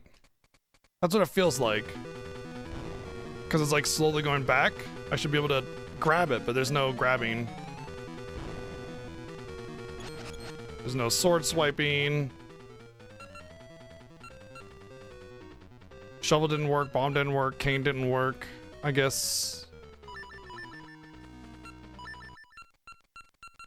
I didn't try the cannon yet.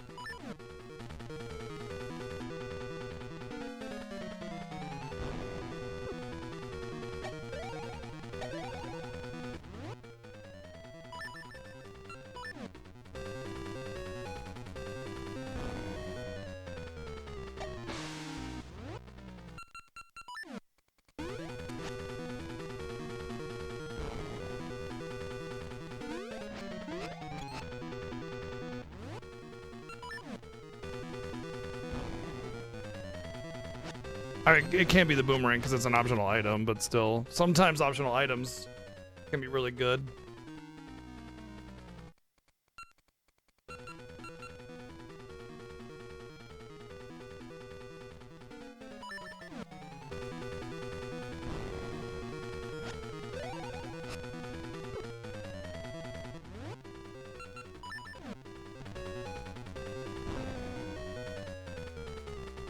And you roll off of it so you can't push it from the other side.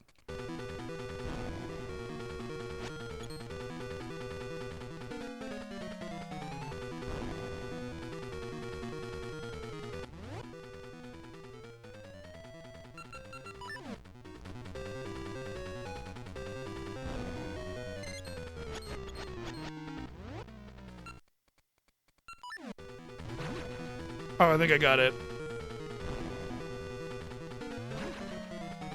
You gotta pick up the other, you gotta pull the other one. I had it right with the glove, but you gotta pull the opposite one, which makes no sense. Because why would you pull that one when these are like slowly dragging? Like you'd want to grab that one that's already extended, right?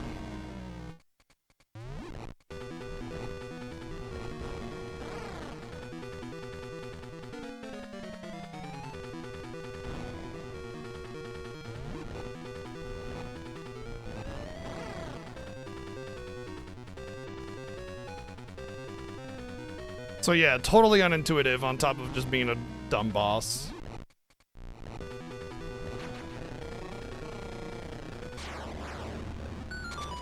Well, that was awful. At least we're done though. Dungeon 8 wasn't that bad. It was pretty alright, but that boss was stupid. Oh, I struggled too. Did you see me? I tried everything. It wasn't until I tried everything that I tried the most unintuitive thing possible, and that was the result, you know? You get the falling star and essence of time. The eternal light of this heavenly body acts as guide to the other essences.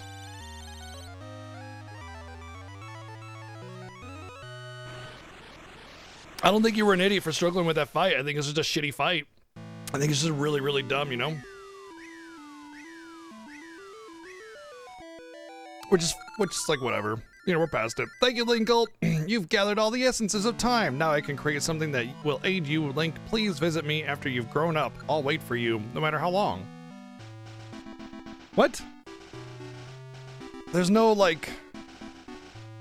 Maybe it's, like, after she's grown up. Because it's the tree, right? So... Maybe that's what that means. Oh, that's not even the worst part about this game. That's like, okay, it's not the greatest boss or whatever, and you get through it, fine, no big deal. There are parts that are way worse that took me like 4 hours to get through them. Remember the 4 item checks directly in front of the boss that you even pointed out? Those tell you exactly what items you need to use in the order you need to use them. I didn't see it that way. I saw it more as like a hero's trial of like, have you collected the treasures needed for the hero to do the thing, you know, kind of thing.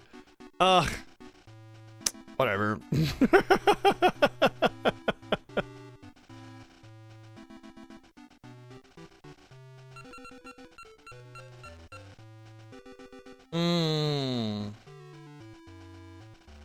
So we want to...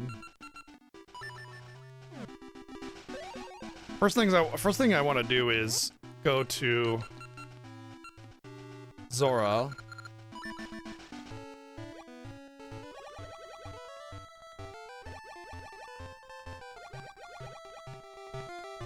The game was really quiet. Sorry about that.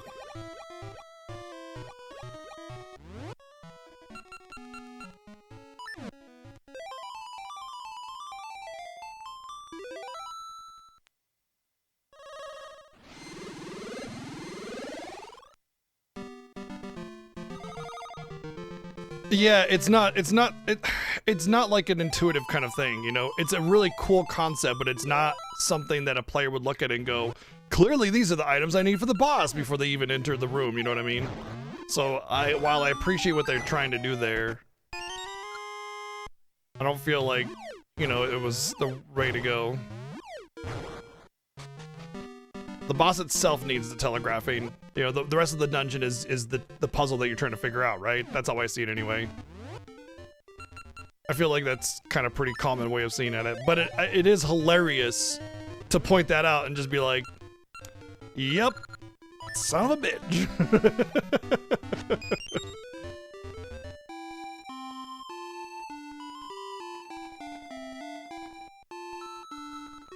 Let's get the treasure first, because it could be A, rupees, or B, another ring.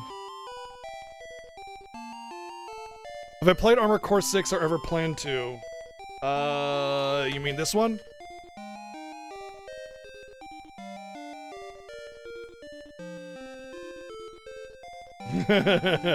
Amazon had it on sale for like $15 for a physical copy. And I was like, I've been eyeballing it this whole time waiting for exactly this. So I picked it up.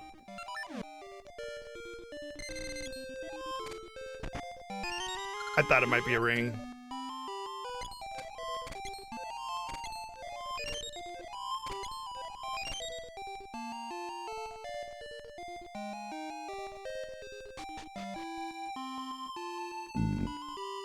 Which is why I waited.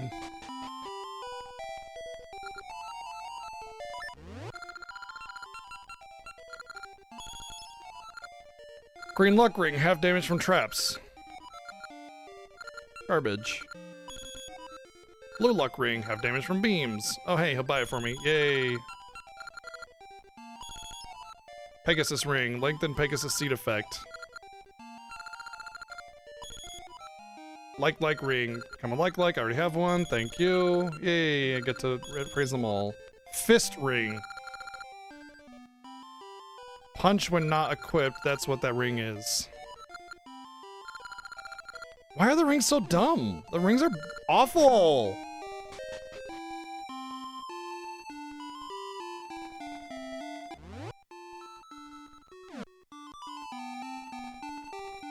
Rings are like,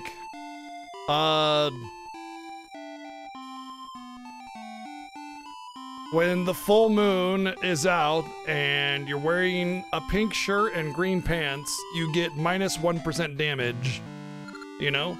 Link, you've collected all 8 essences of time and know their power. Thanks to you, time flows true in me again, and I remember all I had forgotten. I'm the guardian of Naryu, Oracle of Ages, and my Mako seed can be used only by a hero who knows the powers of essences of time. The hero who knows the essence of time sees unwavering truth across time and space. If you can do this, Linkle, you can stop Varan. Take this! Hiya! Oh, you mean take this, not take this! You get a huge, gigantic nut. This should penetrate evil forces. What a waste, you're too late. Oh, what a waste, you're too late. Give up, Linkle, don't you know all your efforts are for naught? Oh, it's the twin clowns. We are the Gerudo Witches! Twin Rova, come on. Do they have a single original idea in this entire game? This world is ours to manipulate, no matter how much you struggle. The dark rites will begin soon. Remember our name as if it were sorrow, the name of Twin Rova. Hoo hoo hoo hoo hoo. Okay, bye. Why don't you just set the fire to the tree or something? Linkle, it's Twin Rova! Who thought the terrible Gerudo Witch Twin Rova would appear? What could her plan be? I'm filled with sorrow just as Twin Rova hoped. The world is doomed. You must stop Queen Ambi at the Black Tower and cast down Varan, please!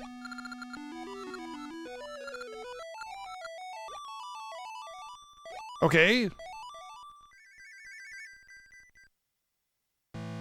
Yeah, I know. I made a comment about that, how this is basically the era, the early 2000s of remakes, remasters, ports, and basically just like loading up on the concepts and ideas of previous successful games to try and sell a new one. So you can't really blame Final Fantasy or Square for Crisis Core and Dirge of Cerberus and a lot of those other bad GBA PSP ports when you have games like this that were so much more heavy-handed and just obnoxiously applying concepts and ideas from previous successful entries.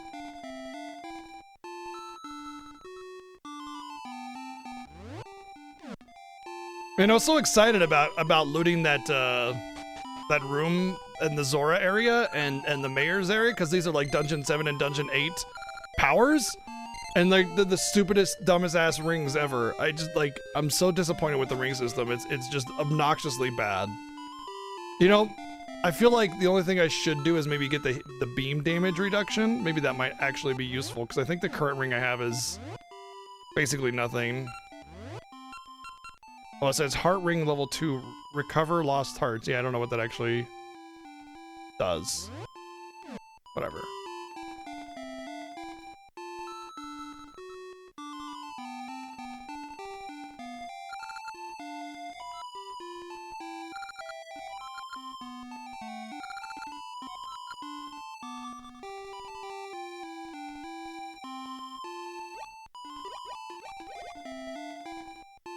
What year was Wind Waker released?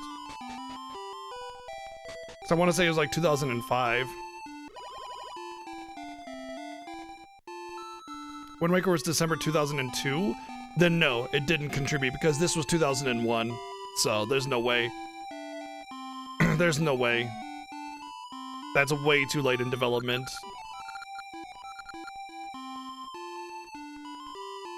Nearly 2 years? Game like Wind Waker, easy 3 years.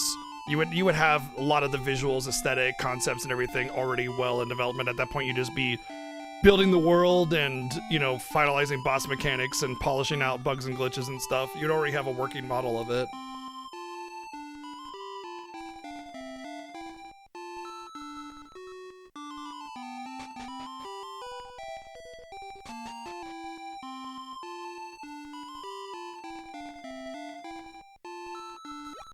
I guess I go back in time, because it can't be current time Black Tower that I would go to. I can't believe I still have level 1 sword. I mean, there's like 3 little dots on the world that I haven't been to. Maybe the sword is on that little island there, I don't know.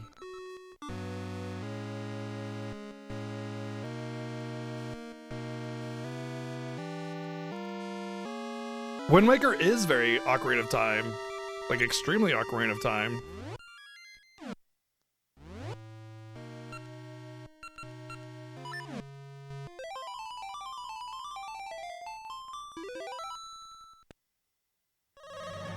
And we got enough fingers and toes to count to 97?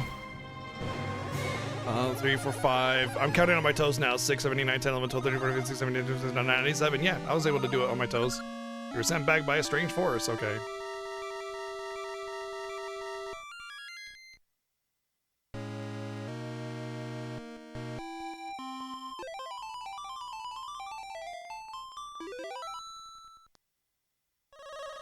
I mean, I can see Zelda games being a little bit shorter of a development time because there's not a lot of heavy storytelling or anything in Wind Waker, but I don't know.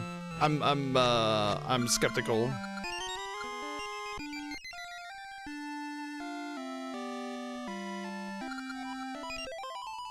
Oops. Oh, you didn't know I'm actually an AI generated person. Beep boop beep.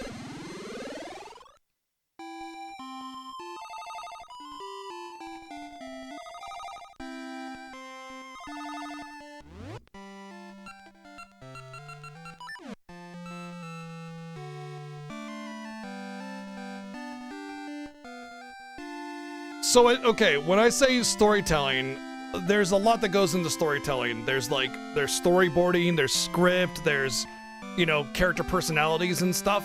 But a large chunk of the storytelling in terms of development is like cutscenes, animations, dialogue, and the cutscene, like animations that you line up with the dialogue, you know?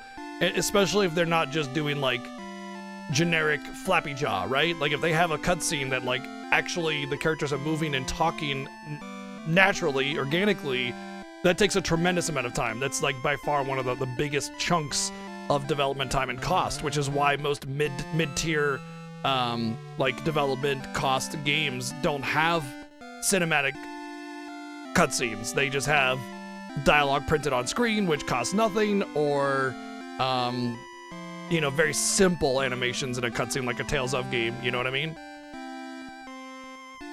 Yeah, that's like 90% of games that have dialogue is just bam, bam, bam, bam, bam, bam, bam. So when I talk about storytelling, I'm talking about real storytelling that actually takes a tremendous amount of effort.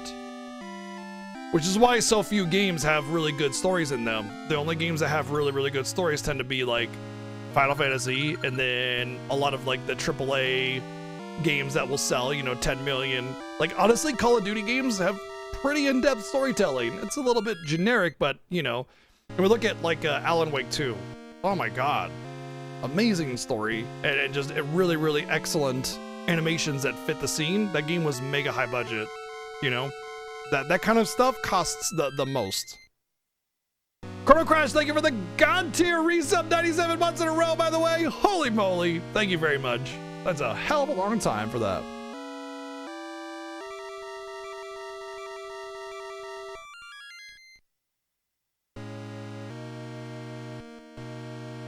So, Linkle, you finally made it. I came to destroy Varan. Varan has taken control of Queen Ambi, right?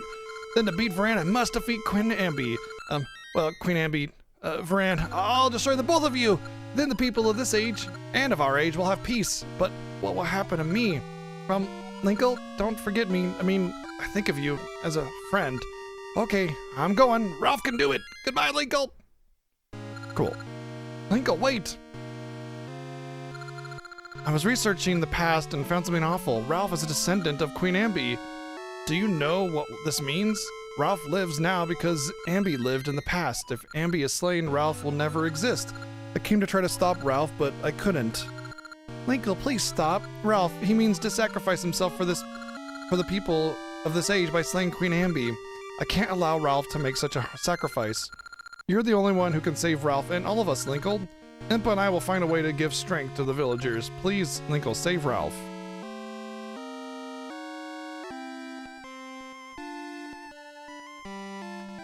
That's always my example that I use, Vex, is Xenoblade Chronicles. Like when you're talking about like mid to low tier budget games that like utilize that budget really well in order to create an excellent cinematic, storytelling experience despite a limited budget, because they did it wonderfully, honestly.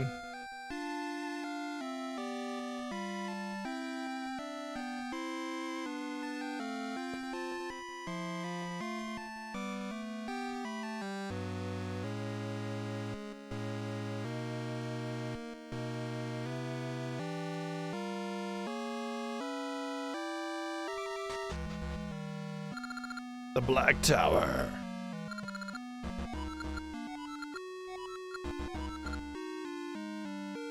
Goody.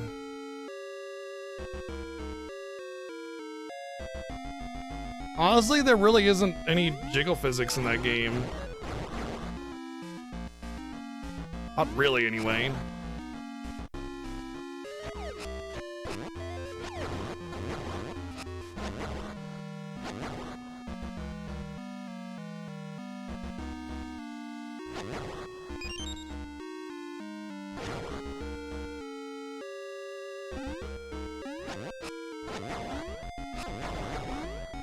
The difference between something like Xenoblade and Brothership is like the cartoon-esque level of animation, which is arguably more difficult considering it's like you're not looking for a realistic animation, you're looking for something, more of a caricature, more of a cartoon, exaggerated kind of thing, and that can be a little harder to do. Depending on the situation, but yeah, I agree that animation is pretty decent. Like, not every cutscene has some like great, cinematic quality to it, but there's definitely a lot of effort put into the scenes.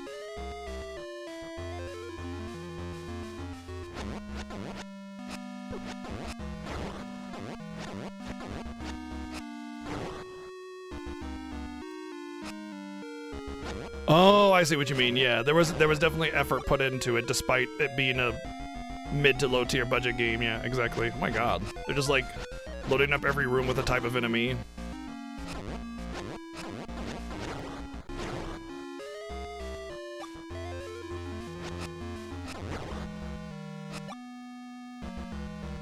I don't know if I need to kill everything, so I'm just gonna do it because it's not that big of a deal.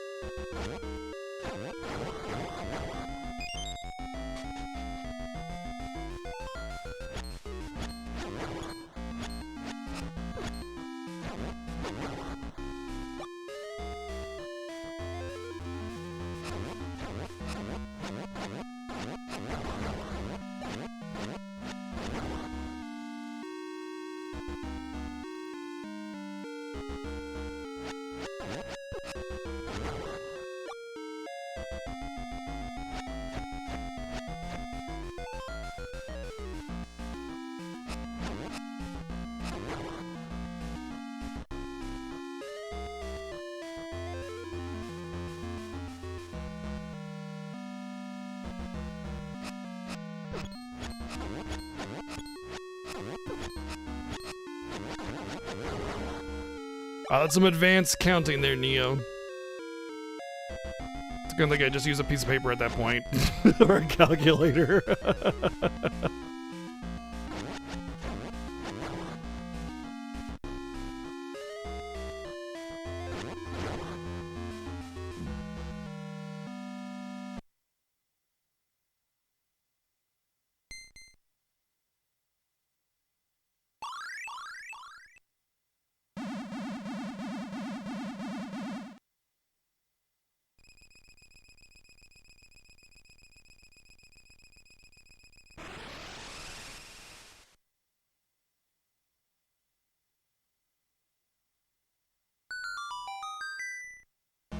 Well, that feels final, doesn't it? Nope, never mind. Black Tower. Never mind. Well, I really felt like that was it, that we were going into the boss. And then it's just like, JK. Good God, this looks so annoying. Stair maze.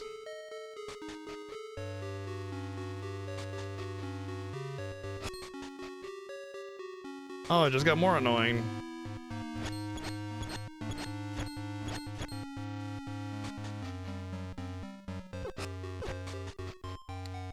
Oh boy.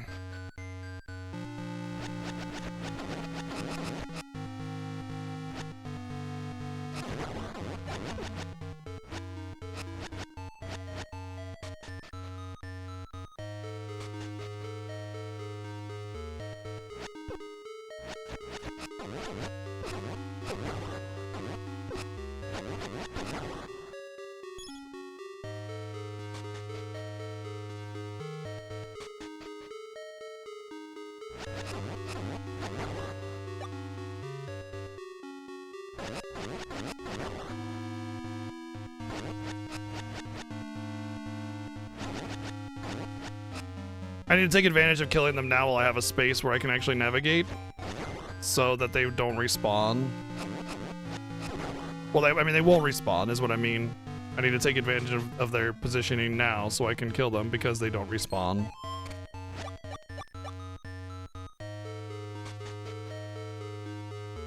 Oh, never mind, they respawn.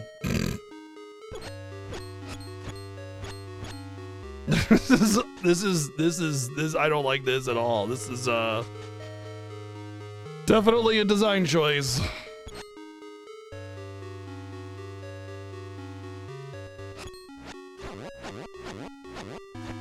I can see having like the mages, sure, but the knights and everything with the swords is really stupid.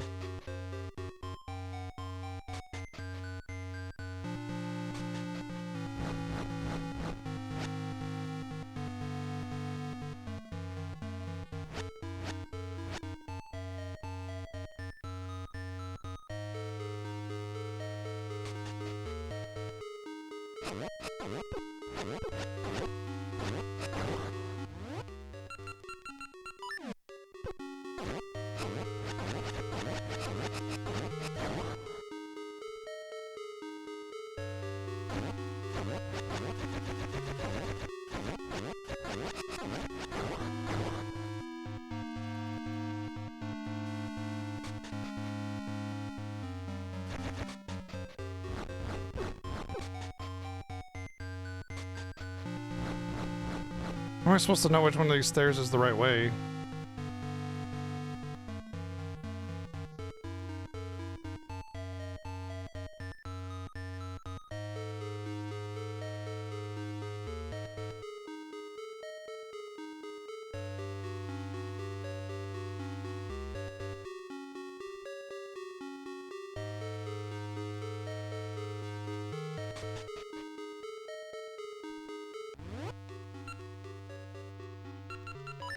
In a way, I just guessed right.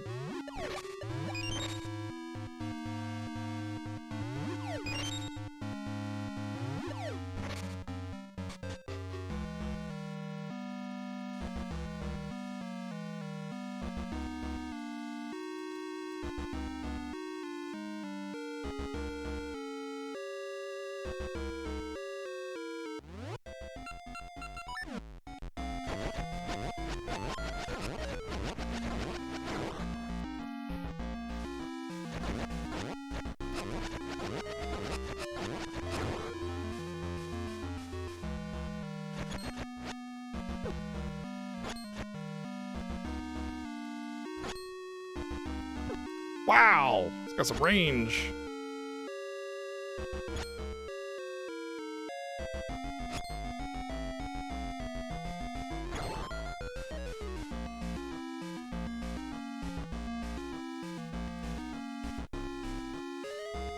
Is that where I came from? I feel like that's where I came from.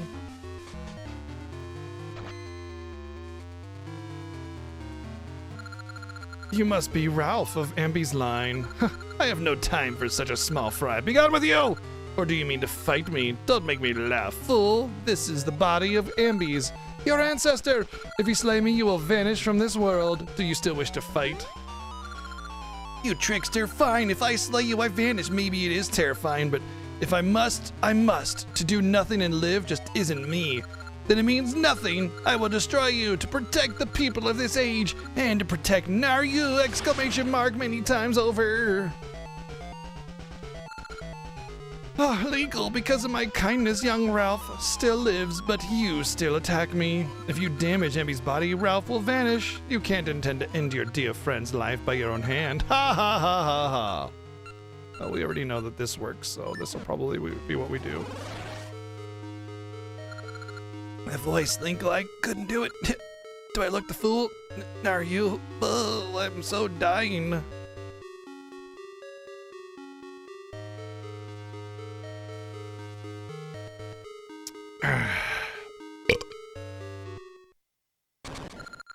You come despite my warnings. Do you not value life, or are you a mere fool? Regardless, it won't be easy. I'll teach you your place. I'll not be as kind as before. Well, I will do the same thing. Damn it.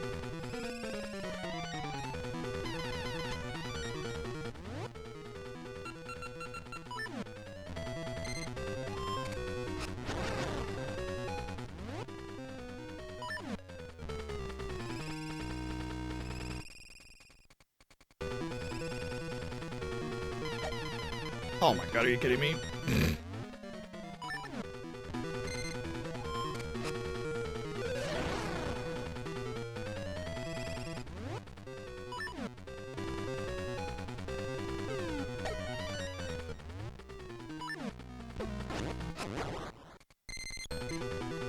Curses! I guess those are there to make sure you have respawns.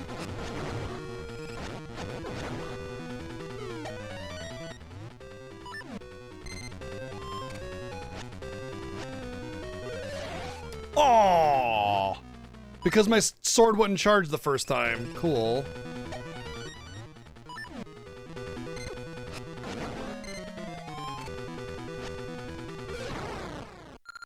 Ugh, I never expected to be beaten by this boy. Linko, what happened? I feel as though I've been caught in a bad dream, as if pure evil had inhabited my body. What? I must leave at once. I see worry in your eyes. I should have done as I was told. What? Well done. I thought I might possess you this time. Perhaps you have a different flavor from that fool Ralph. You've seen me like this before, but this is my true form. You'll regret making me show my true might. Well, I'm dead. Oh. Fairy of some kind. I'll give you reasons to fear, Varan, Sorceress of Shadows! Oh. Interesting.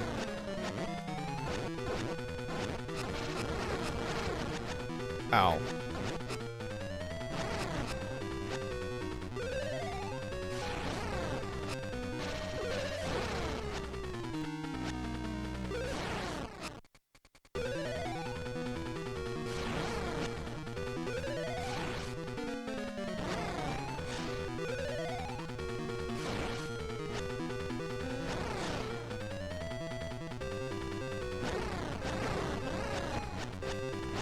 Gimme, gimme, gimme, gimme, gimme. This should not have happened to me.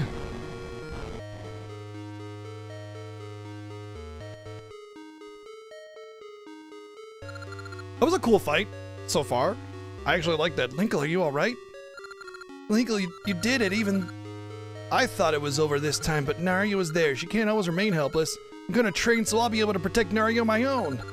You've finally beaten Varan. Now the chaotic flows of time should return to normal. This is like, there's gotta be a final phase, right? Shall we go back to the village? Ah, something's up, right?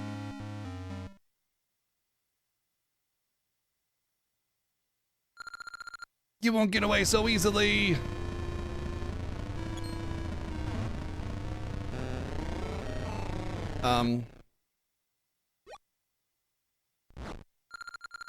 How cold of you to run off and leave me all alone, but my, aren't you courageous? You've spoiled all my plans. I hope to avoid revealing this vile shape. You'll pay for my humiliation with your life. Now, Linkle, it is your turn to taste despair. Just a turtle. The fear of death.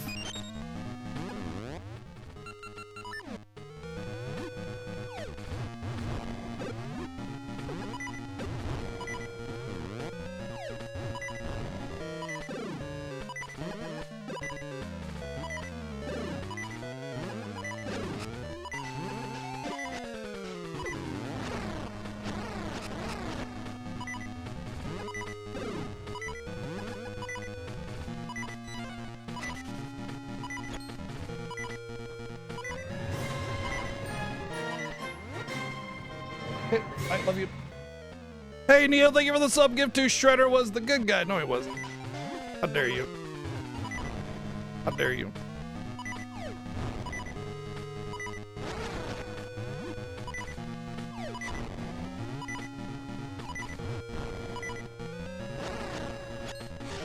Ah, I'm dead.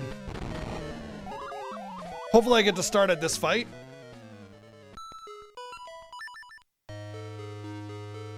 Oh man, it's gonna make me do the whole thing again, isn't it? Well, that sucks. That's really annoying, because, like, I don't have full hearts now.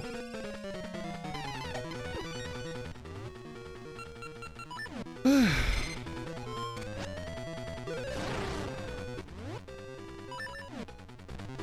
thought I was doing really good, man. I thought I was actually gonna be able to do it, and then...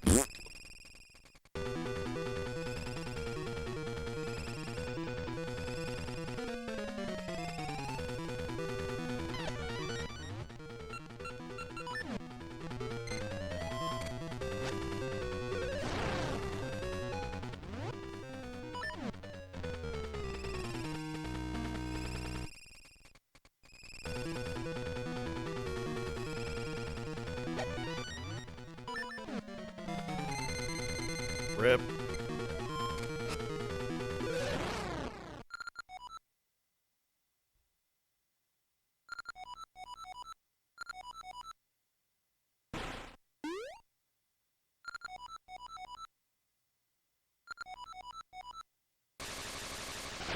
Take it easy, Neo. Have a good night.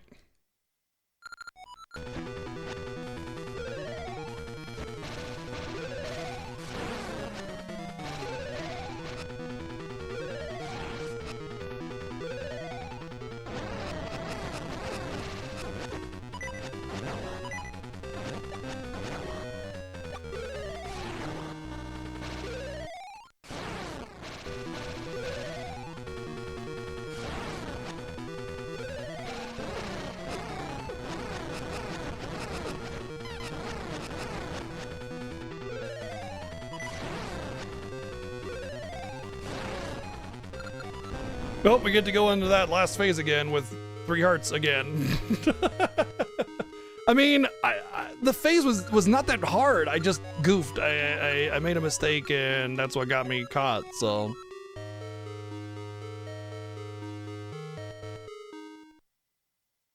I definitely think I could do it.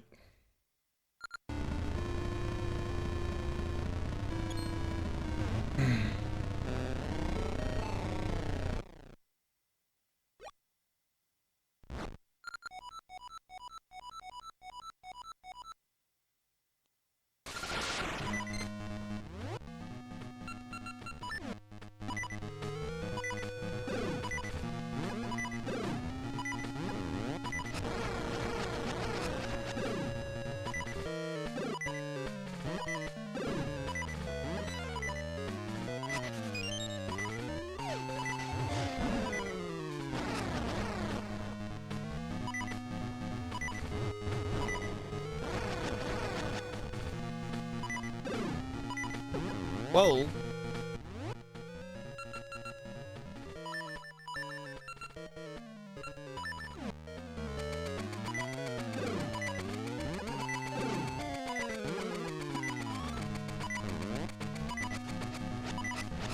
Damn. I just couldn't get a movement out. Like I was swinging and I was trying to put a pause in it so I could move and then swing again, but I couldn't get it out.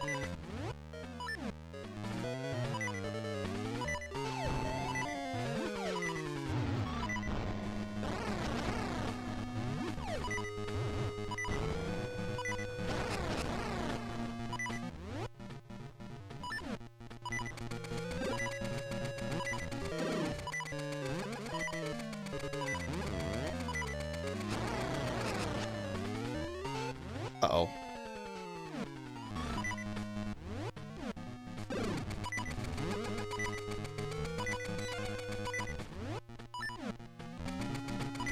Oh, great, a different form.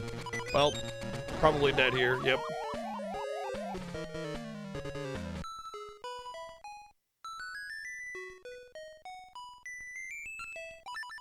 The tidal wave was a sight to behold, but tis. Did you see a freight ship full of books turned over in a Japanese harbor this afternoon? Yeah, no one was hurt, but apparently the tidal wave was a sight to behold. Very nice. I guess I just have to keep doing this until I do it with 6 hearts, because ain't no way I'm going all the way back. The fact that you don't get like a restore here somewhere is ridiculous, but whatever. I guess we just keep going. This is really annoying, though.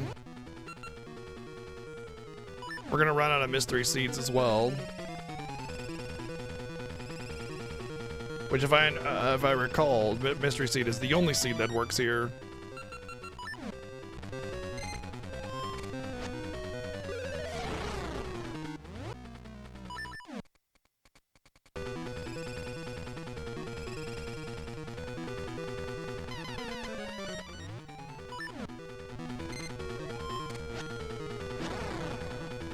Okay. Thanks for letting me charge my sword.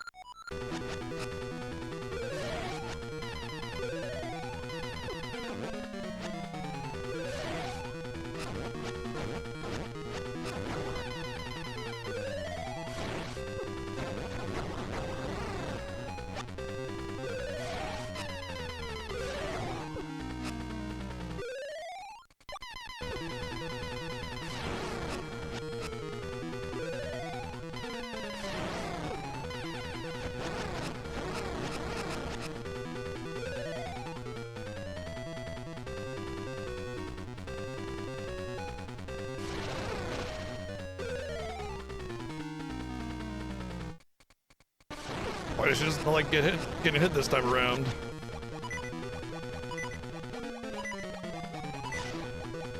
Well, I don't know what the hell this is. This is new.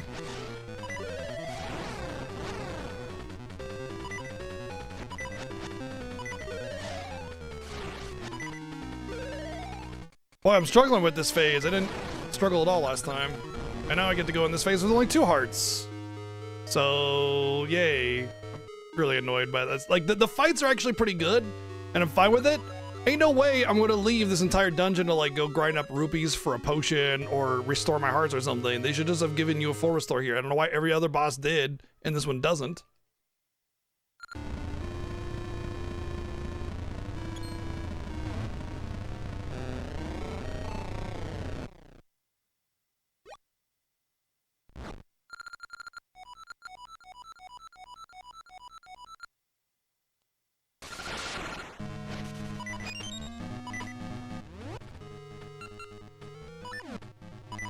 What's up, Geary?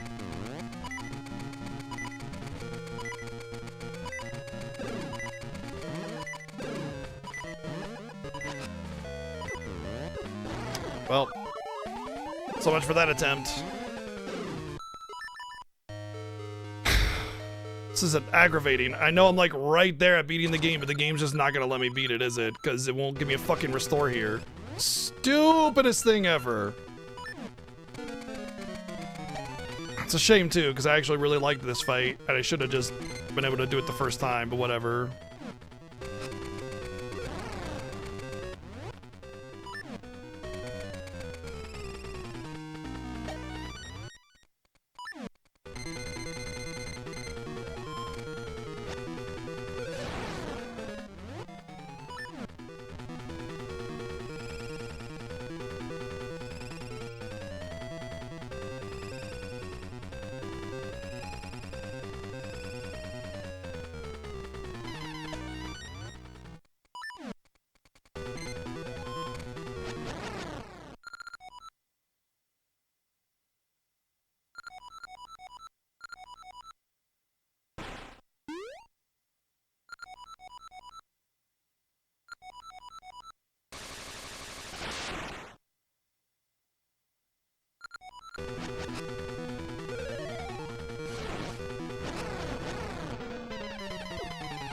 It's really hard to dodge, I'm not gonna lie.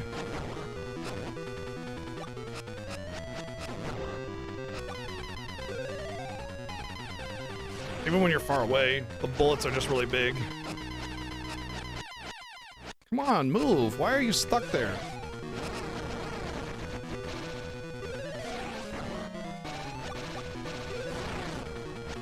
I thought I had 4 Dark Links. There's only 3.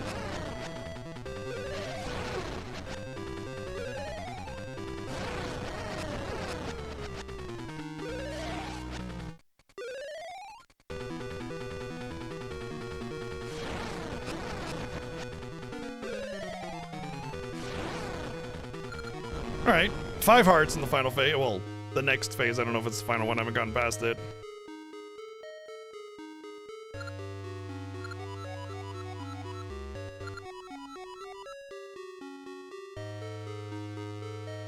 Hope you're excited for the Final Fantasy Fiesta just coming up in a few days here, Geary. That goes for anybody else. Final Fantasy Fiesta just around the corner. Oh yeah!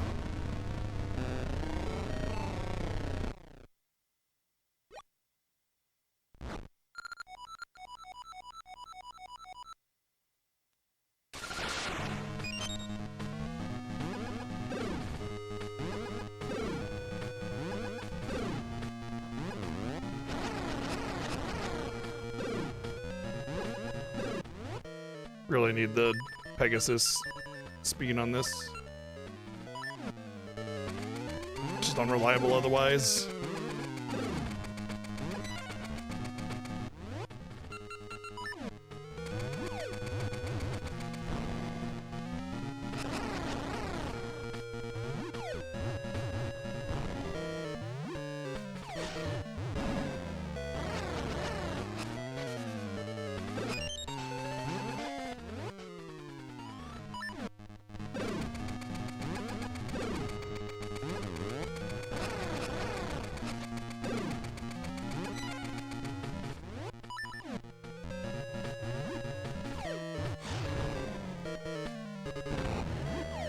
That's new.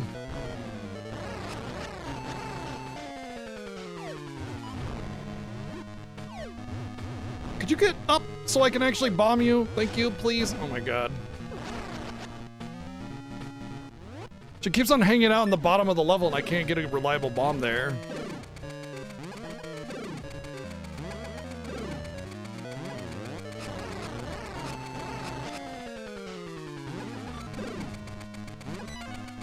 It's gonna be B now, right?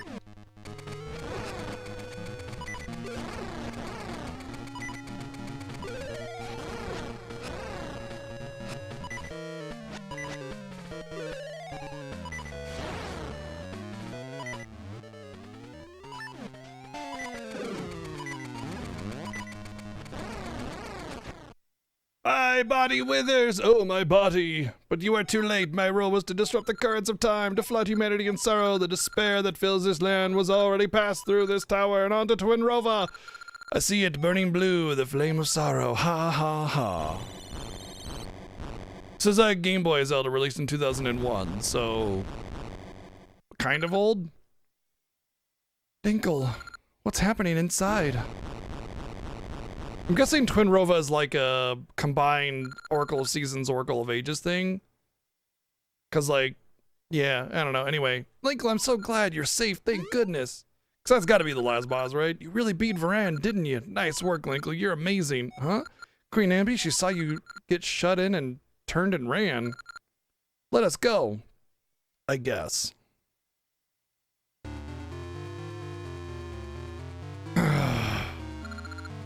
What? You gonna take on Ralph? Linkle, you are safe. I just called my knights from the palace to help since you were locked inside the tower. Don't startle me like that. I thought Varan's tricks had gotten to you. Linkle, thanks to you, everyone is back to normal. I thank you. I like how they turn back to normal now. They're like, oh yeah, I guess I didn't check on them. Ugh. Yeah, let's play ball again, even though I just saw you turn to stone and died.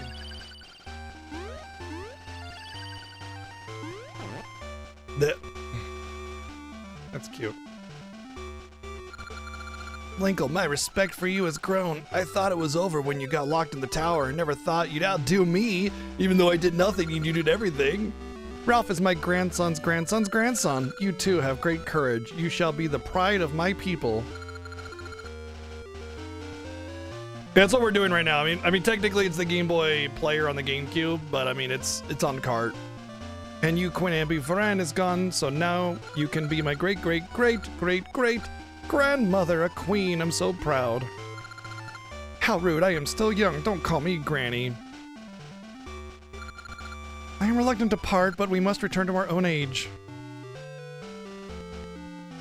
Oh yeah, that's the ending. All is well in this age. You may return without worry. We shall never forget you.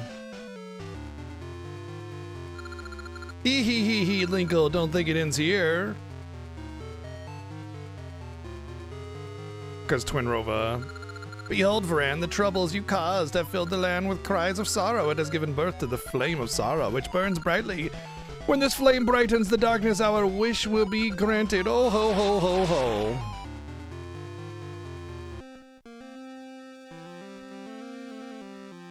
Yeah, thought so. GG, we did it! Which means, the Gooners 2 is our next viewer choice game, which won't be played until after the Fiesta, by the way. Because this is actually like our last viewer choice night before the Fiesta starts.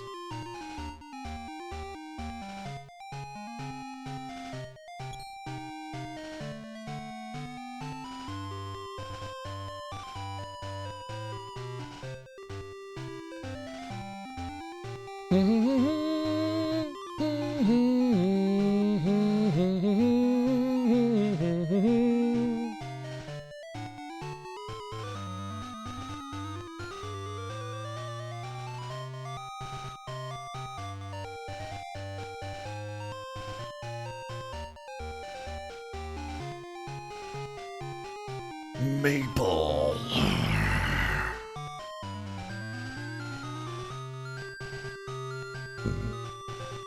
Ed Honda. No, yeah. That looks like a whole bunch of fake names to me. Which is something Capcom did a lot back in the earlier eras.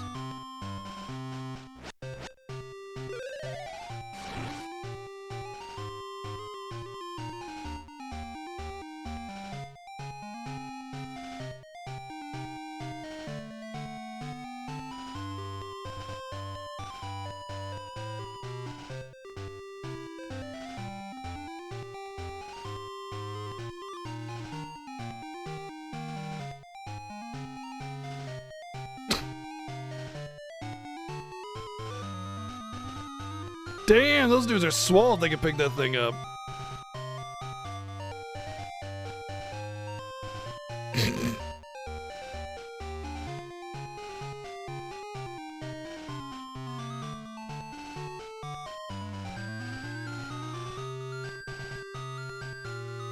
No poaching like scheme? What? What are you talking about? No poaching? Like hunting?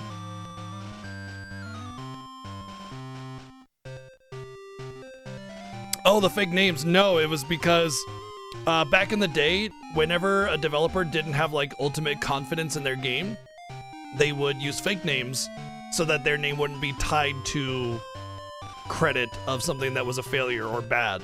Also, Capcom was exceedingly misogynistic back in the 90s, and they would credit all of the efforts of female programmers and musicians and everything to like music team or men instead of women.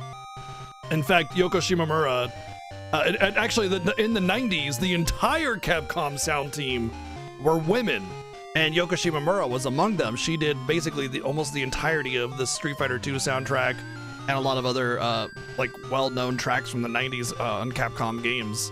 But they were like super misogynistic back then, and they would take the credit from women and give it to men or just generic music team or something. That's also a big part of it.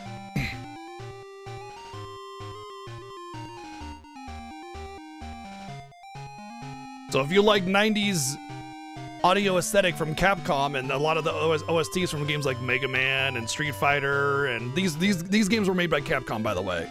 That's why I state that. These games, even though it's a Nintendo property, they were developed by Capcom for Nintendo. So that's why I say specifically Capcom. All right, GG, done. Time for a review. Let's get into it. Oh, you know what? There should be something else. There should be like a password. Yeah, there should be like a password. There we go. Okay, I'm gonna take a picture of this.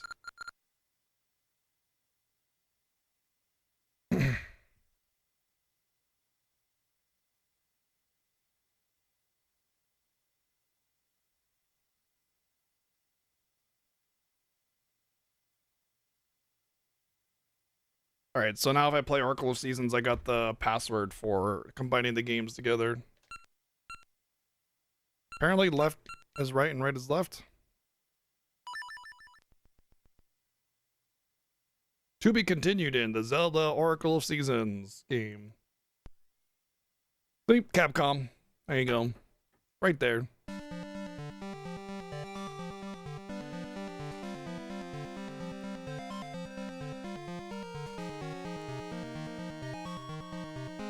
It wasn't just Capcom that was super misogynistic or used a lot of fake names, but a lot of developers did. But Capcom was especially egregious with it. In fact, if you play Mega Man X and get to the credits, same deal. Mega Man X has it, and a lot of other Capcom games have it. It's funny because Mega Man X is like probably one of the greatest games ever made.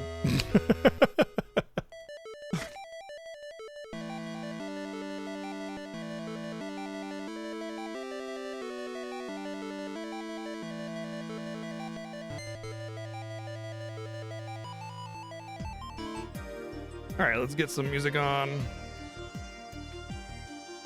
Let's get our capture for review screen.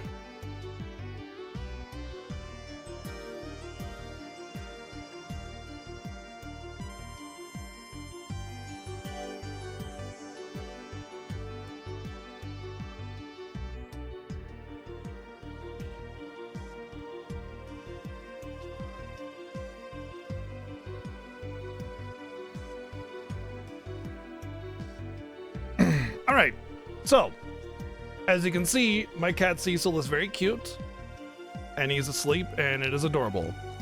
Also the review. All right. It's like we got some votes for games we already beat. That's all right.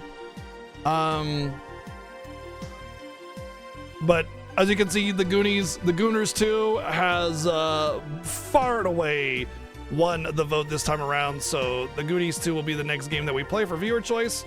And as always, we wipe the votes clean so that any new game can be the next viewer choice game. Because that way, every time, it's a fair vote. We've been playing a lot of NES games, or like NES-esque and adjacent games on viewer choice recently. So if you want to support the stream, just put in the ID number. For real? Here. Yes, No Name, thank you for the 144 bits. If he put in the idea of what he wanted to vote for, it would automatically vote for the next game. Just keep in mind that anything in red is something we've already played and beaten, and so it's not really eligible. But if you want to support the stream, Cool. yeah, which is cool. I think so. No name. Thank you for the 123 bits. If you want to support the stream and you want to vote for something, when you do, just put in this exactly as it's seen, and the software will automatically add your votes in the vote column, and then it'll automatically sort it, and you'll see, which game is winning. Also, very important to note, when the Final Fantasy Fiesta starts and we start, working towards incentives, you can still vote for viewer choice. You can still vote for viewer choice during the Fiesta. So if there's a game that you want to see played after the Gooners 2, definitely put that in there. When you reserve a name or you're just supporting the stream in general, just keep that in mind. You can still vote for viewer choice. You did pull a Playo. That was actually, quite... Didn't expect it, honestly. I'm not gonna lie. Hi, Raven. Yeah. You can come over here and hang out. There's a spot by the window that you like to sleep in usually. I haven't seen you there in weeks. Yeah. Meow. I meow back at my cats because then they meow back at me again, and it's adorable.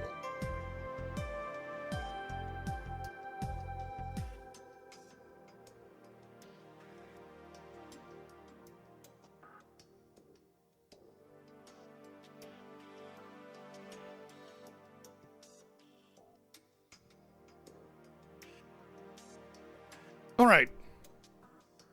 If there's a vote that you wanted to do, No Name, by the way, let me know and I'll put that up there. Since you didn't put a number, I'll have to put it in manually. Okay, so rating system. We rate on a 5 is average scale, meaning that if a game is average, it's okay. It's 5. This isn't elementary school where you get a gold star for trying, and it's C average, because C average does not mean the average score that you can attain. It means that's generally what the average is that students tend to perform at. 5 is average. This isn't a grading system, it's a comparing data system. All right? If you don't understand that, maybe you need to go back to elementary school. That's possible. And we rate on a number of different categories. First off being visuals, and visuals isn't always just like, high fidelity, ultra AAA visual development, cutscene animations, ground clutter, detail, aesthetic, vibrancy, use of aesthetic, and all that kind of thing. There are games like Stardew Valley that are like 10 out of 10 on visuals because they have amazing color use and beautiful environments, despite it being like 16-bit inspired pixel art. Gorgeous game, and that's an important part of visuals. It's more about how you use the detail and how much of a feast for your eyes it is, and less about like the high fidelity stuff. Audio, it's the same way, like what are you doing with your audio? Are you having like really good audio design? Are you having like really interesting leitmotifs in your score? Are you having good compositions? Is it balanced well? Is there voice acting? How good is the voice acting? Is the sound design really good? Do you have really interesting and hard-hitting sound effects that make it feel impactful when you hit like a critical hit or something? All that kind of stuff goes into audio. Gameplay, same deal. It's all the things, it's not just, is attacking fun? What about the puzzle solving? What about the game balance? What about the intuitive designs? What about the signposting? I guess that's more of a design thing, but we'll get to that. It's also gameplay. Also menu navigation, any of that stuff. Story, all the things, the overarching plots, the themes, the dialogue in general, like each scene and how it's written. Cinematic storytelling plays a huge role in the story score, because when you have like a more involved animation quality in your cutscene, you're immersed by quite a bit. Not to mention it's a tremendous amount more effort than just text on screen. And then game design is like the bones, the skeleton of the game, like how it's structured, how it's built up, and like bugs and glitches and game balance. Everything before that coat of paint comes on and it becomes Zelda. It becomes, Attack Boy, and then it's Zelda, right? All right, and then enjoyment is my own personal subjective score. I try to be as objective as possible here. It's still my objective opinion, and that's fine. So if you don't agree with me, that's all right. Here are all the viewer choice games that we have played and reviewed. Look quickly, because they're scrolling pretty quickly through all this. Wow, you can see this document if you do the !VC command. And you can go through all the tabs on the bottom and see all the games that I've reviewed. And holy shit, I'm really far behind on the generic reviews or the generic comments.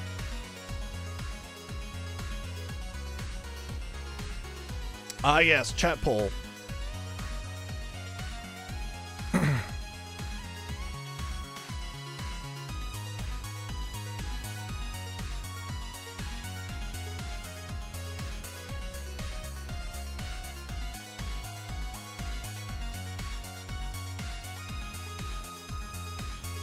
All right, there is a poll in chat.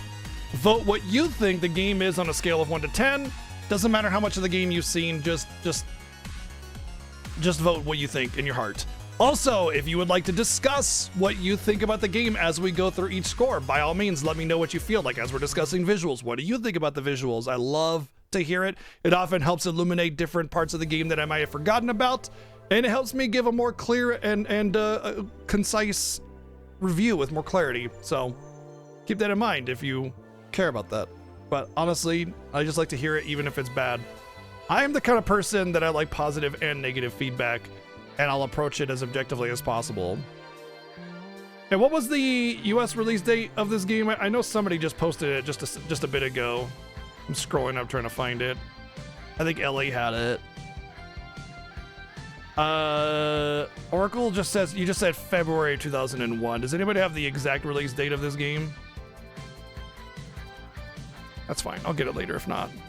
I know it's 2001 and that's enough for me to use. When I review, I rate based on the era and the console that it's released for, not against like AAA games or whatever.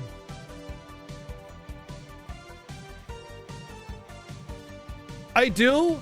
The problem, Klimowitz, is that if I do like a pre-recorded video review, there is a lot of effort that goes into that video editing and everything. By the way, thank you, Weapon. And I just don't have the time for that. I do not have the time for that, nor do I have the video editing expertise to create a more interesting method of cutting and everything. I'm not really a movie maker, you know? And it takes a certain amount of flair in order to align those scenes. Like the writing I can handle, not so much the video editing. What about something like a blog? Maybe. It's not a terrible idea. You know, I will say though that like this stream is a record of all the reviews that I've done, and I also have a Discord channel where any game that I play off stream I review and give basically the similar style review in text. It's called I Played It So You Don't Have To. It's not so that you don't have to play the game. It's more along the line of like, if it happens to be bad, now I played it so you don't have to. The last game I reviewed was The Plucky Squire, and before that was Metaphor, and Elden Ring Shadow of the Erdtree DLC was on there, Dragon Quest Treasures, Dragon Quest Monsters, Stellar Blade, Scarlet Nexus. Currently I have 28 reviews of that. Oh, that was the JP release. Oh, thank you for correcting that. It's very important that it's the US release date. So that's May 13, 2001.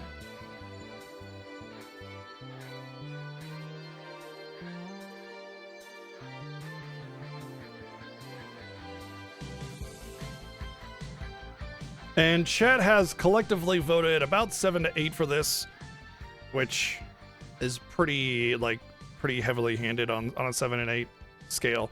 All right, so let's get into it. So this is a really, really awkward game to review because it's essentially a ROM hack of Link's Awakening. And so everything is basically just a copy paste with a new world. And that's kind of hard to do. Like all the sound effects are the same, all the visuals are the same, all the effects are the same, everything's the same. The only thing that was new are these little sprite-based intro scenes and flashes of imagery and stuff. And then of course you have new dungeons with some new assets, but not a whole lot. And it's always really, really hard to review games like that, because do you review it as it is objectively in front of you, or do you review it from an effort perspective? And I find that I tend to go kind of halvesies on it. Like, if it's already great visuals and you just copy pasted it to make a new game, it's like, okay, I'll give you some points, but I'm not giving you a lot of the points. I'll just give you like a fraction of the points, because it still looks good and you still had to create environments within that context and framework, and you know, some of the assets are unique and new, so whatever. But at the same time, like, you know, the big heavy lifting for visual design is all already done. And so at that point, it's just creating maps and puzzles, and that's it, you know? So it's kind of a hard thing to do, because you're always going to upset somebody no matter how you review it, you know? If you review it fully in mind that, you know, it is what it is in front of you, and that's that, then somebody that feels like it's not fair is going to get upset. And if you review it on the opposite side, then the people that see it objectively in front of them are going to get upset. But like I said, I kind of tend to go back and forth about it. I'm somewhere in the middle, and it varies depending. I would say with this game visually, yeah, it looks fine for a Game Boy game, and it looks great for a Game Boy game. In fact, it looks like one of the best Game Boy games out there. Keeping in mind that this is Game Boy Color, but the fidelity doesn't change in Game Boy Color. It's still the same resolution. The only thing that changes is the amount of colors on screen, which they do a pretty good job of implementing colors to make it feel like each area is unique, so you don't ever feel like you're lost, you know? Like there's the red brown for the mountains, there's the purple for the graveyard, you know, that kind of thing, right? You know exactly where you are when you're in the area. And that's kind of about as far as it goes, because after that, you know, you have these cool little sprite work scenes, and then everything else is copy pasted. Although I will say, like, Varan had some cool designs, and there were some other designs that were pretty neat and unique and everything. But overall, I would say the game doesn't do a brilliant job visually. It just does its job, and then there's some extra stuff. So I would say, yes, it's already one of the better looking Game Boy games, but Link's Awakening came out in like 1996, 1995, I don't know. It was a while ago though, and so to like have like 8 years difference or whatever, and basically just zero visual difference at all, it's a little kind of a, I don't know, it's just hard to really give it a great score. So I'll give it a 7 and just call it good.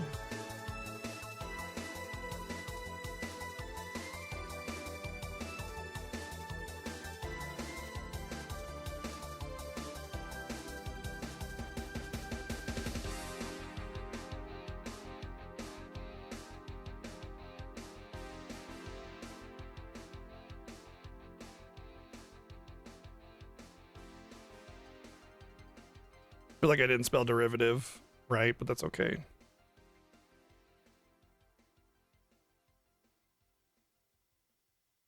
That's what I'm talking about. That's specifically exactly what I talked about, Cyber. All right, audio, same goes for this. All the same music tracks, all the same sound effects. In fact, I don't think there were really any unique soundtracks aside from the dungeon tracks. And if I'm gonna be honest, I felt a lot of the dungeon tracks were a little grating. I didn't feel like, especially when that Dungeon 8, when it tried to do that heavy bass, it just felt grindy, and I wasn't really fond of many of the dungeon tracks. There were a couple other unique tracks, like the underwater track and a couple of the others, but more or less, I just kind of felt like the OST was a little bit of a swing and a miss. But you still had some great tracks, like they were copied from Link's Awakening, and some of the dungeon tracks were all right too. But overall, I felt like it leaned too much into the annoying part of the Game Boy because of the beeps and the bloops, and less into like some of the things that really feel great. Like when you get that overworld theme, it's great. Even though it's beepy and bloopy, it's still good, but that's from Link's Awakening, not this. And it feels like most of the good tracks were things that were already existing for years. So at the end of the day, I feel like the game like kind of just did its job there. It's okay. It copied most of the good tracks and then made a couple tracks, but it wasn't terrible. It just wasn't that great. I would say 5.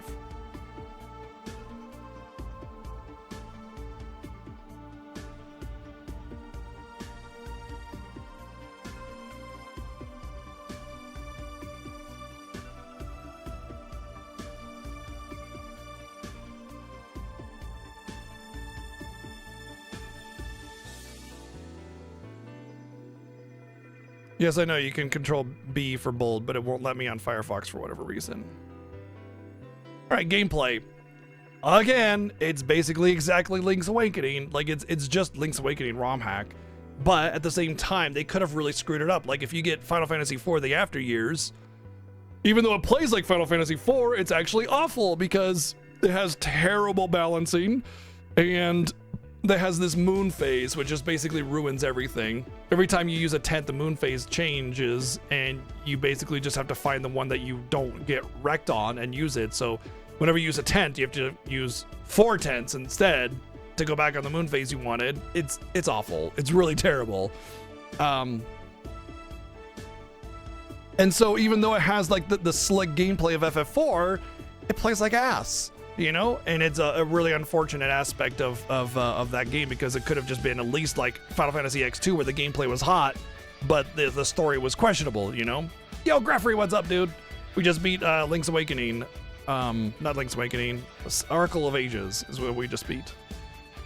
So to that end, even though it's copied over, it didn't do the whole thing where like the After Years made it worse.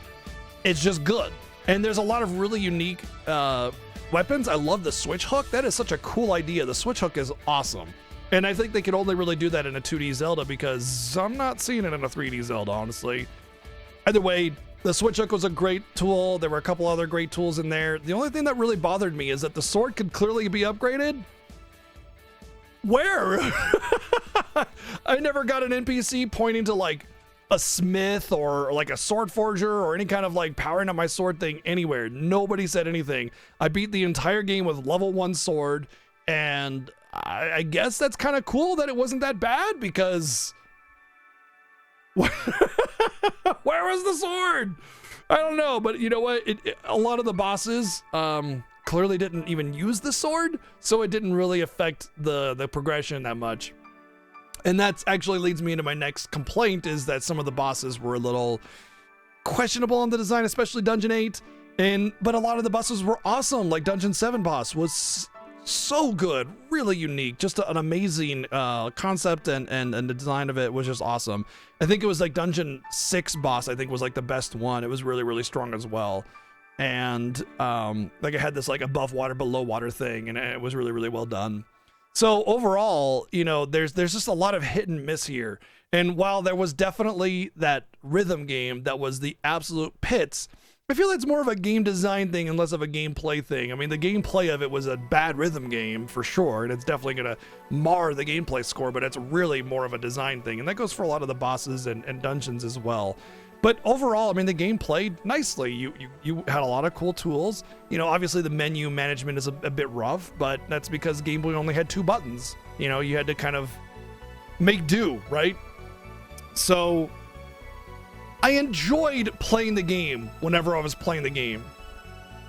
The only thing I didn't like really start enjoying was when, you know, dungeons were too mazy or obtuse, or bosses had very unintuitive designs that would have me just sitting there guessing, throwing out whatever item I could, hoping that it would land. You know, and a lot of the times the item that works didn't work because I didn't do it exactly perfectly right, and that was a very misleading from a player experience perspective. Overall, though, I mean, I think the gameplay is strong. I think it's one of the better Game Boy entries.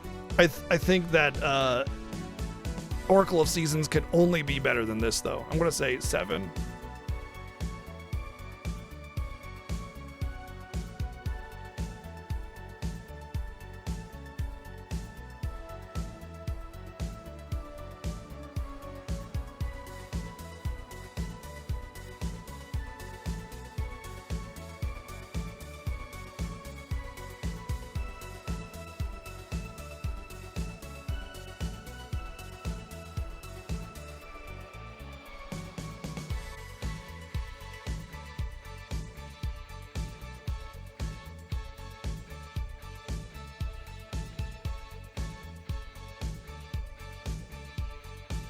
Story. What story?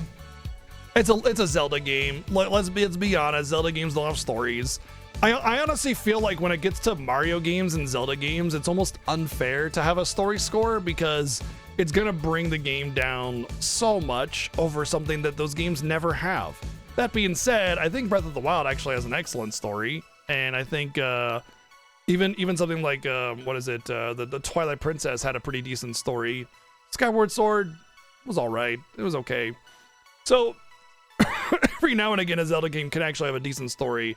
Mario games, on the other hand, are pretty much non-existent. Although I would say Mario Odyssey is another exception to that rule. It was great, despite it being very Mario. You know, I think at the end of the day, you kind of have to you have to rate it within the context of Zelda and Mario. Not to mention, you have to rate it within the context of a Game Boy game.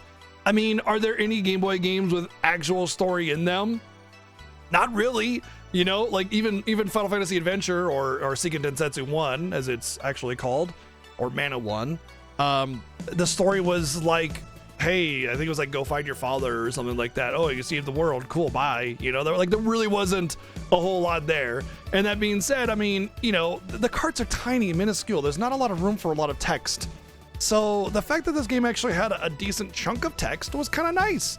And every area had their own little woe and worry that you needed to solve and everything. And the game signposted pretty decently with the text where you needed to go.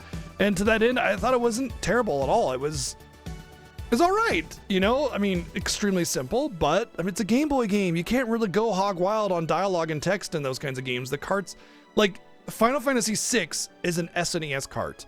They had to eliminate 90% of the story from Final Fantasy VI just to fit the dialogue that we did get on an SNES cart.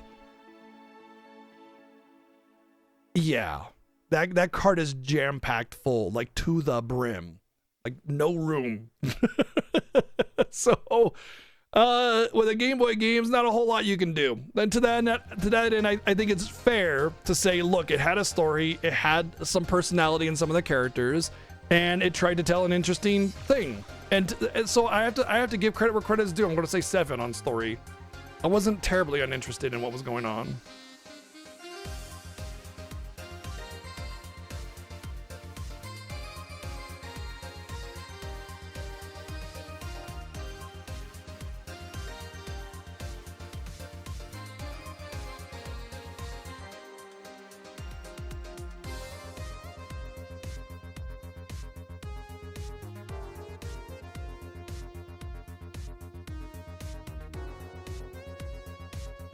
Design. Ugh, man. This is the one. I know, right? We're going all 7s. IGN, watch out. I know how to give 7s to video games too. I feel like this is probably the biggest hit that the game is going to take. If not, it's going to be even with audio, but there is some obnoxious game design in this game that almost ruins the entire experience. I mean, I'm talking about like game-breakingly bad. And it's that damn rhythm game. And there's that whole point during that rhythm game area, the whole Goron section is really unintuitive and very poorly conveyed to the player on what you need to do and where you need to go, because I thought for sure I needed that dance all the way through in order to get the thing. And I busted my ass for like 5 hours only to be given a fucking seed and not the key that I thought. So I said, screw it, we're leaving. We're gonna figure out some stuff. I went around and, you know, figured out that I still needed to do a dance mini game, but it wasn't nearly as bad. It was one of the easier dance mini games. And after you do platinum, I mean, you know, the story one feels like a joke, but I can't imagine. I mean, even the first silver difficulty dance game still took me some time. It still took me like an hour to do. So I imagine everybody else struggled with it, regardless of how much they actually got tricked into playing beforehand, you know? Either way, there are some boss designs that are aggravating. Granted, nothing really stopped me from advancing too much. I'm kind of like still mad that I only got level 1 sword. Like, like, how was there no sword upgrade the entire game? I'm bummed by that. And there was no dialogue to suggest where that sword might be. So I don't know, man. Like, it wasn't really a problem. I beat the final boss with half health and sword 1 on after a couple tries. Most of the deaths were my own fault, you know, but still, it just, I don't know. There are some parts in this game that just really crush the user experience. But then the rest of it is fine. You know, the rest of it is cool. You just jam in. The ring system was garbage, though. Oh my god, what an absolutely worthless system. There's like 80 billion rings and they all suck. They're all terrible. It's like when playing on Sunday, if you're wearing yellow and don't have shoes on and also have not clipped your fingernails in exactly 7 days and 32 hours. Yes, I said 32 hours. Then you get half damage against bees, but only bees. Great. So nothing. Awesome. You know, like it. By the way, there's no bees in this game, you know? So like what are we doing? What are we doing? Why? You know, terrible system. Could have been completely scrapped and the game would have been better for it, honestly, because all the effort that went into the ring system would have gone into making something else better.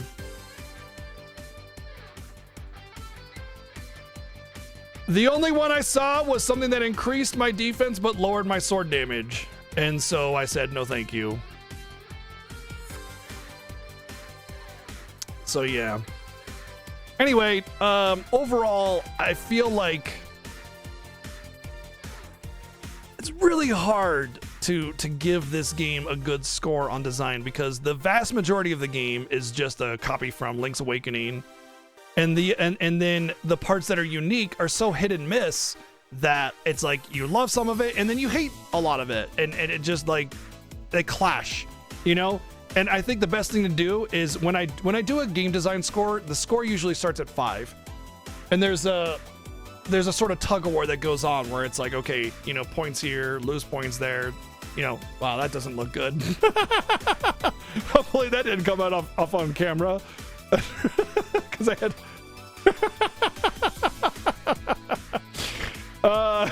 anyway, I'm just gonna cut it down the middle and just say, you know what, gain some, lose some, 5.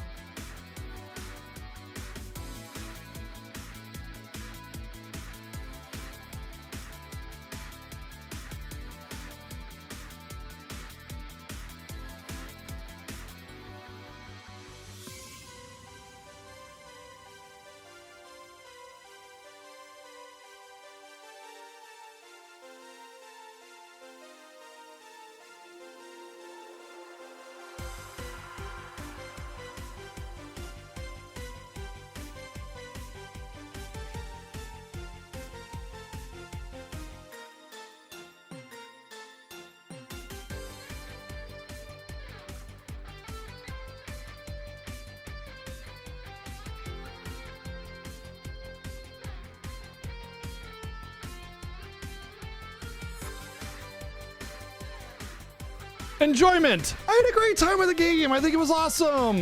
Like, okay, once you get past those really, really awful bad parts, you're just like, I'm vibing, I'm chilling, I'm great, I'm having a good time with it. 8 on enjoyment.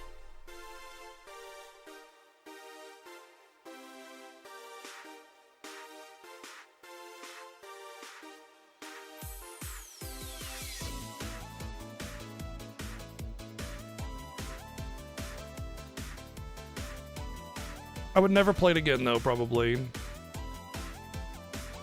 Total, I would say, man, I'd say this is a 7 out of 10 game. Oh, that's total. Hold on. Total is 15, 20, 25, 39, I think. That's 39.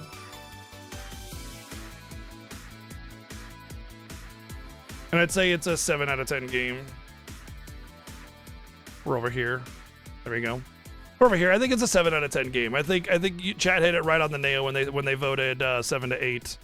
But man, there are some parts of this game that I just absolutely love, and then there are some parts of the game that I just absolutely hate, and it's such an unfair and interesting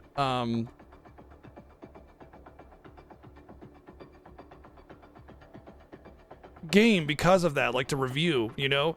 There's so many just egregious copies of Link's Awakening, because it's basically a copy paste of the software, and then they make a new game around it. And like, it just, you know, some things are awesome, some things are really, really frustrating. And once you get past that frustrating part, it really starts to ramp up and feel enjoyable. And then it gets to another part and you're like, ugh, another low, and you just gotta power through it. And honestly, using a guide wouldn't be the worst thing, just to get past some of the more obtuse parts. So anyway, I really had a good time with this game overall. I'm debating playing Mario and Luigi Brothership to finish out the day, but I feel like that's a bad idea. I feel like it's best to just wrap it up early and take a half day, because then I could take today to finish all my Fiesta stuff that I need to work on, because I got a lot of stuff to do. And if I do that now, then I might not have to take a day off later this week, because my plan is that I might have to take like Thursday or Friday off or something to do Fiesta stuff. But if I take a half day today, I might be able to get it done today. And I probably will beat Mario and Luigi Brothership in a half day tomorrow as well. So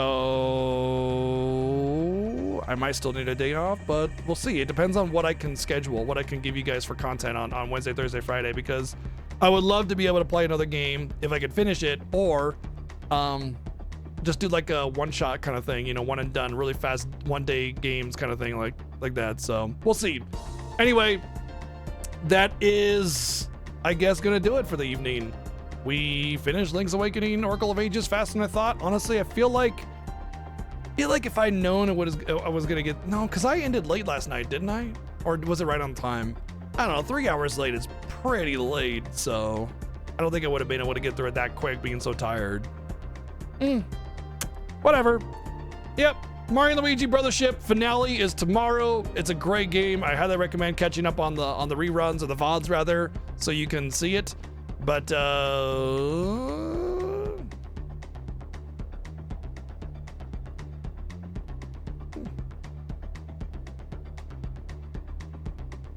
let's raid Aurora, because I never get a chance to raid, and she always raids me, so I'm gonna raid Oral Visage, who is awesome.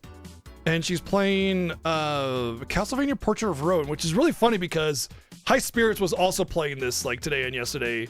So very, very interesting, you know?